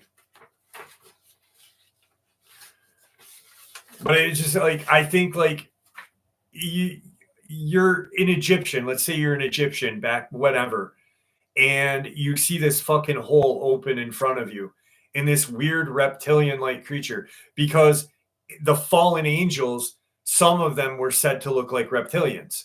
So you see this weird reptilian like creature come out, and it's either going to be a demon in your head or an alien. I don't know. It's just, I don't know. My own belief, like I'm not saying it's 100% true. I could be wrong. I'm no expert, I don't fucking believe that anyone is an expert. And I saw people commenting worse shit than what I said. I just kidding. Bobby Schultz, what happened? What happened to Bobby? It was a joke, not a dick, so don't take it so hard, y'all.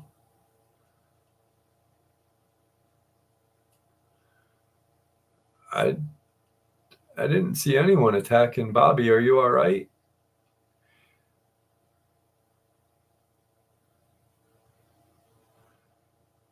On the firmament?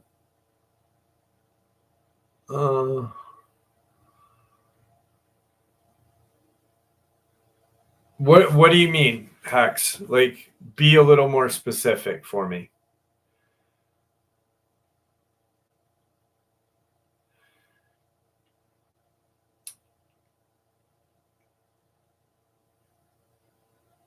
I think false angels.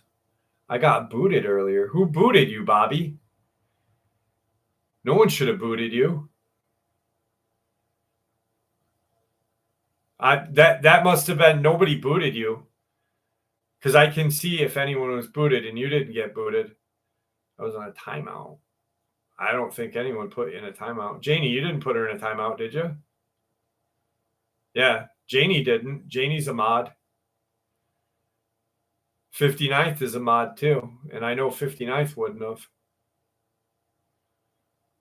Rockin' steady. Yeah. It might have been YouTube messing with you because I don't see that you got timed out. No timeouts.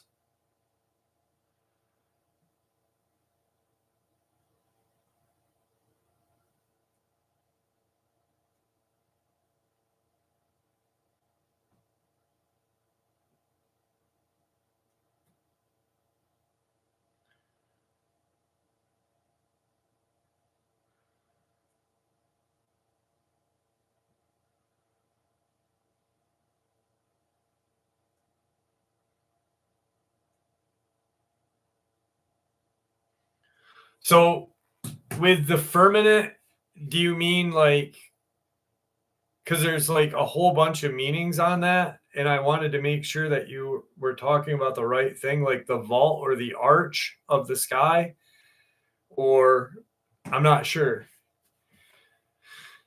And I think I missed where you can we break through it. I've never really thought about that actually. I never really thought about that in reach space. Yeah. Yeah. Yeah, I think we can. I mean, there's satellites that one satellite that we thought wasn't going to last is going through space at like a fucking billion miles an hour. No, like I think like 18 million miles an hour. So I mean, I think we can break through it. I don't know. I've never really thought about that.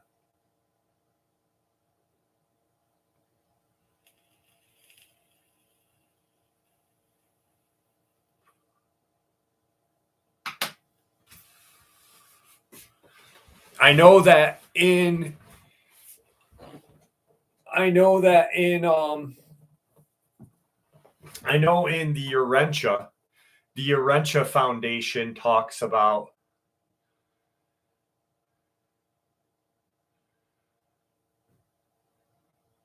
Bobby, no one put you in a timeout. No one put you in a timeout at all. I don't know what happened to you, but nobody put you in a timeout and you were joking. You weren't being rude. Janie watches everything, so nobody put you in a timeout. I know 100% nobody did. Anyway, in the Urentia Foundation, they talk about different planets and different portals going to different planets. It's pretty interesting.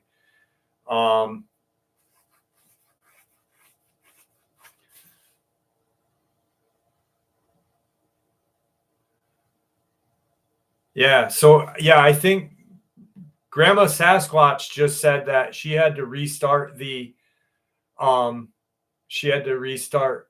the thing.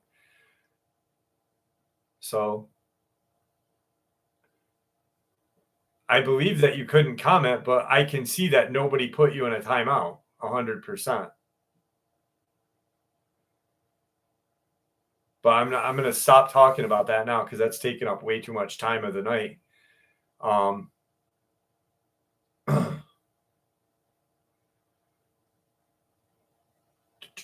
Anyway,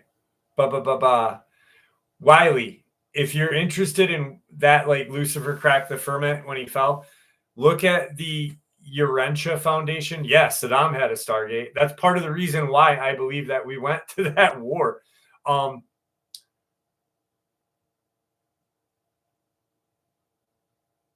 I think that check out the Urentia Foundation's book. It's like it's as big as the Bible, but it's theology and it's really fucking interesting. No, you're good, Bobby. You're good. YouTube does that sometimes, but you're good. But yeah, I think with Saddam having the Stargate, I heard that that's part of the reason why we went to the war, why we were in that war. There's this book. Get if anybody's interested in like really awesome fucking conspiracies. Commander X is Bill Cooper, and this is the ultimate deception. And this book is probably one of the most amazing books ever. It's short. It's hard to find. If you can find it, I encourage anyone to get it. It talks a lot about like portals, aliens, and other crap. And then here's another book that many people don't know about. Bill Cooper wrote. It's another book by Bill Cooper, Secret Societies, The Sinister Agenda Being Exposed.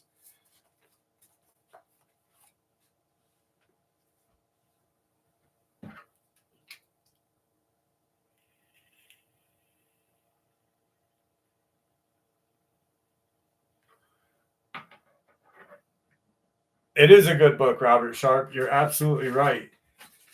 And you're lucky to have, if you have the Commander X book, you're lucky to have it. Because it's hard to find. If you guys can find it, get it. Hickey, the Urentia is an amazing book. It is fucking mind blowing. It changed my like perspective on everything. Like Jesus is my savior, 100%. And it's not written in a blasphemous way at all. It just like it opens your perception to things. If you can get it, get it. I mean, it's not a hard book to find, but definitely.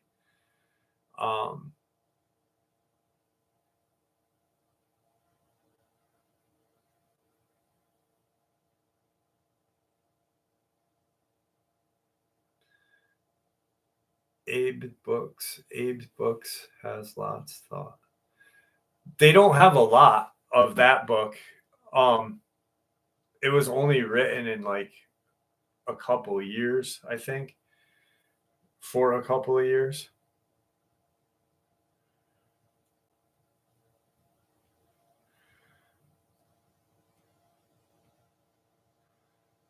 I think, let me check.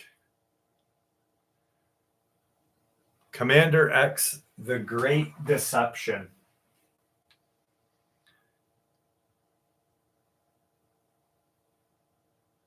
The Ultimate Deception. It was written in 90.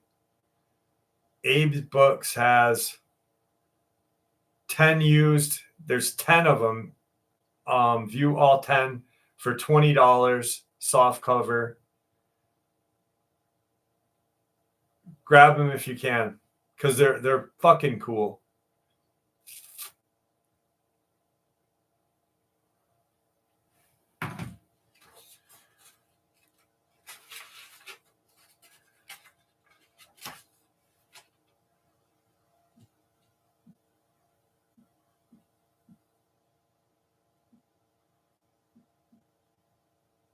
Sorry, I gotta say goodnight to my daughter. All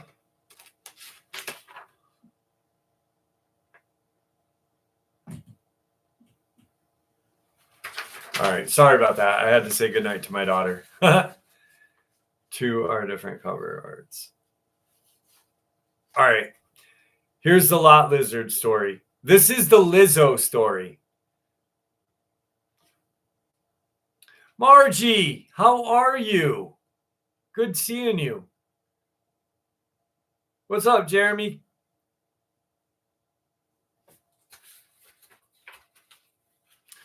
I am drinking Coke tonight, Bobby. All right, this is the Lot Lizard story. This is Lizo's Lot Lizard story. In the heart of the Midwest, where the cornfields meet the creaking asphalt, stood the infamous Last Chance truck stop. It's a place where weary truckers pulled in for gas, greasy burgers, and more than a little adventure. But in recent years, a legend had begun to swirl about this outpost. The tale of Lizo, the plump lot lizard. Lizo was said to be a cryptid of sorts, part reptilian, part truck stop siren, but all attitude. Truckers swore they had seen her slink along the sides of their rigs with a waddle so unparalleled it seemed straight out of a horror film. Her plump figure, adorned with sequenced garb, glimmered under the flickering neon lights, and they'd tell tales of her mysterious powers to charm, scare, or annoy the bejesus out of any trucker willing to engage her in conversation. It was a cold October night when Eugene Thompson, A burly trucker with a penchant for fried food and ghost stories pulled into the Last Chance. He stepped out of his rig, wrapped his oversized parka around him, and shuffled through the gravel parking lot, squinting at the glow of the diner sign. Little did he know, Lizo was lurking. Inside the truck stop, the ambiance was set by piles of greasy fries and the sound of laughter. Eugene squeezed himself into a booth and pressed the button for table service, only to find that the waitress, Marge, was as sturdy as a pie behind her. You heard about Lizo? She asked, laying down the plates of fries. Yeah, Eugene chuckled nervously. Isn't she just some myth? Some myth, some cryptid, Marge replied, raising an eyebrow. If you ask me, she's very real and could use your offering. My offering, Eugene frowned. Marge tilted her head, the gleam in her eye mischievous. A few bucks in her direction, and you might be safe tonight. As the clock ticked, Eugene gulped down his fries, brushing off Marge's words as mere truck stop folklore. But the sound of a storm outside sent an ominous shiver down his spine. The wind howled and the lights flickered intermittently, almost as if the universe itself was knitting a suspenseful tapestry around him. As he tossed a few bills on the table, he heard it, a low, throaty laugh echoing from the lot. He felt a chill, yet curiously led him to peek outside. What he saw made him drop his fries. Lizo, the plump lot lizard, stood under the flickering streetlight, her reptilian eyes shimmering in a cast of yellow. She was larger than he expected, with a glistening, scaly skin that seemed to shift hues with every breath she took. Hey there, Eugene, she called out, strutting toward him with a sway. You come to play with the big lizards tonight? Every trucker in the lot froze. Each one exchanged nervous glances. I was just getting some fresh air, he stammered, feeling the weight of her gaze sinking into him like a hypnotic spell. Fresh? Or is that cause you noticed the hot tamale? Lizo chuckled, eyeing him like a piece of roadkill she couldn't wait to devour. Eugene's mind raced, wrestling with the absurdity of the situation. You're not real. This can't be happening, he blurted out, promptly regretting it. Oh, honey, I'm as real as pounds of fries that attach themselves to your waistline after tonight, she retorted, flickering her tongue like a serpent. Big Rig's fear mingled with the absurdity of the comical wit. It was too much. Listen, if you're looking to make a deal, I'm just a trucker trying to get home to my cat, he pled, clutching the side of his rig for support. Lizo chuckled, a sound like rustling leaves. With a blink, she transformed from an eerie beast to a delightful dame, her silhouette glinting like a disco ball.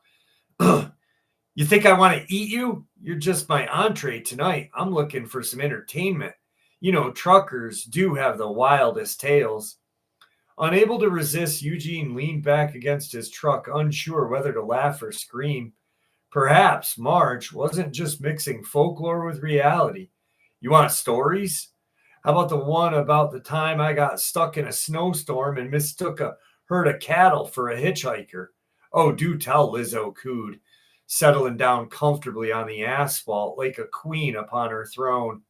For the next half an hour, with Lizo and animated curiosity, Eugene spun tales about the most ridiculous accidents, weird roadside encounters, and fellow truckers he had met. The unusual but oddly humorous conversation made the threat of Lizo fade into a ridiculous ether of folklore. As dawn broke, Lizo, with a slick grin, clapped her hands. You may be just the funniest human I ever met on the road. Until we meet again, my plump friend, show me your wares when you return. With that, she vanished into the mist, leaving Eugene bewildered, not longer roasted by the anxiety of the mythical creature creeping in the shadows, feeling a strange friendship form around the absurdity. He returned to the diner where Marge awaited, So what happened? She asked, grinning wildly. Eugene laughed, wiser with a sprinkle of disbelief, a mix of horror and hilarity, trapped by an hour-long conversation with plump lot lizard Lizo. Just another night at Last Chance, he replied, ordering a large cup of coffee with a side of intrigue and maybe a slice of Lizo. After all, the Midwest had its own brand of magic, and he had survived anyway.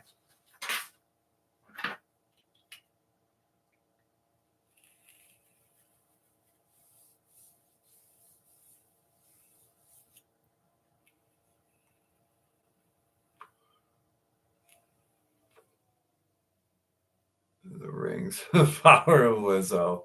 Oh shit. Uh all right, guys. 2 hours and 40 minutes. I'm gonna call it a night. I want to thank you guys all for spending time with me tonight. I appreciate it. I hope you all loved the Lizzo, the lot lizard story tonight. And thank you for hanging out with me on another Saturday. Hopefully next weekend. Tijuana Border Jumper, thank you for starting the night off. I appreciate you. Hopefully next Saturday I will be able to do a live. I really am hoping. Even if I can't, I'll at least like maybe say hi. I don't know. We'll see. We'll see how everything works out. But I love you guys and thank you for spending another Saturday with me and making my weekend special. And with that, see ya.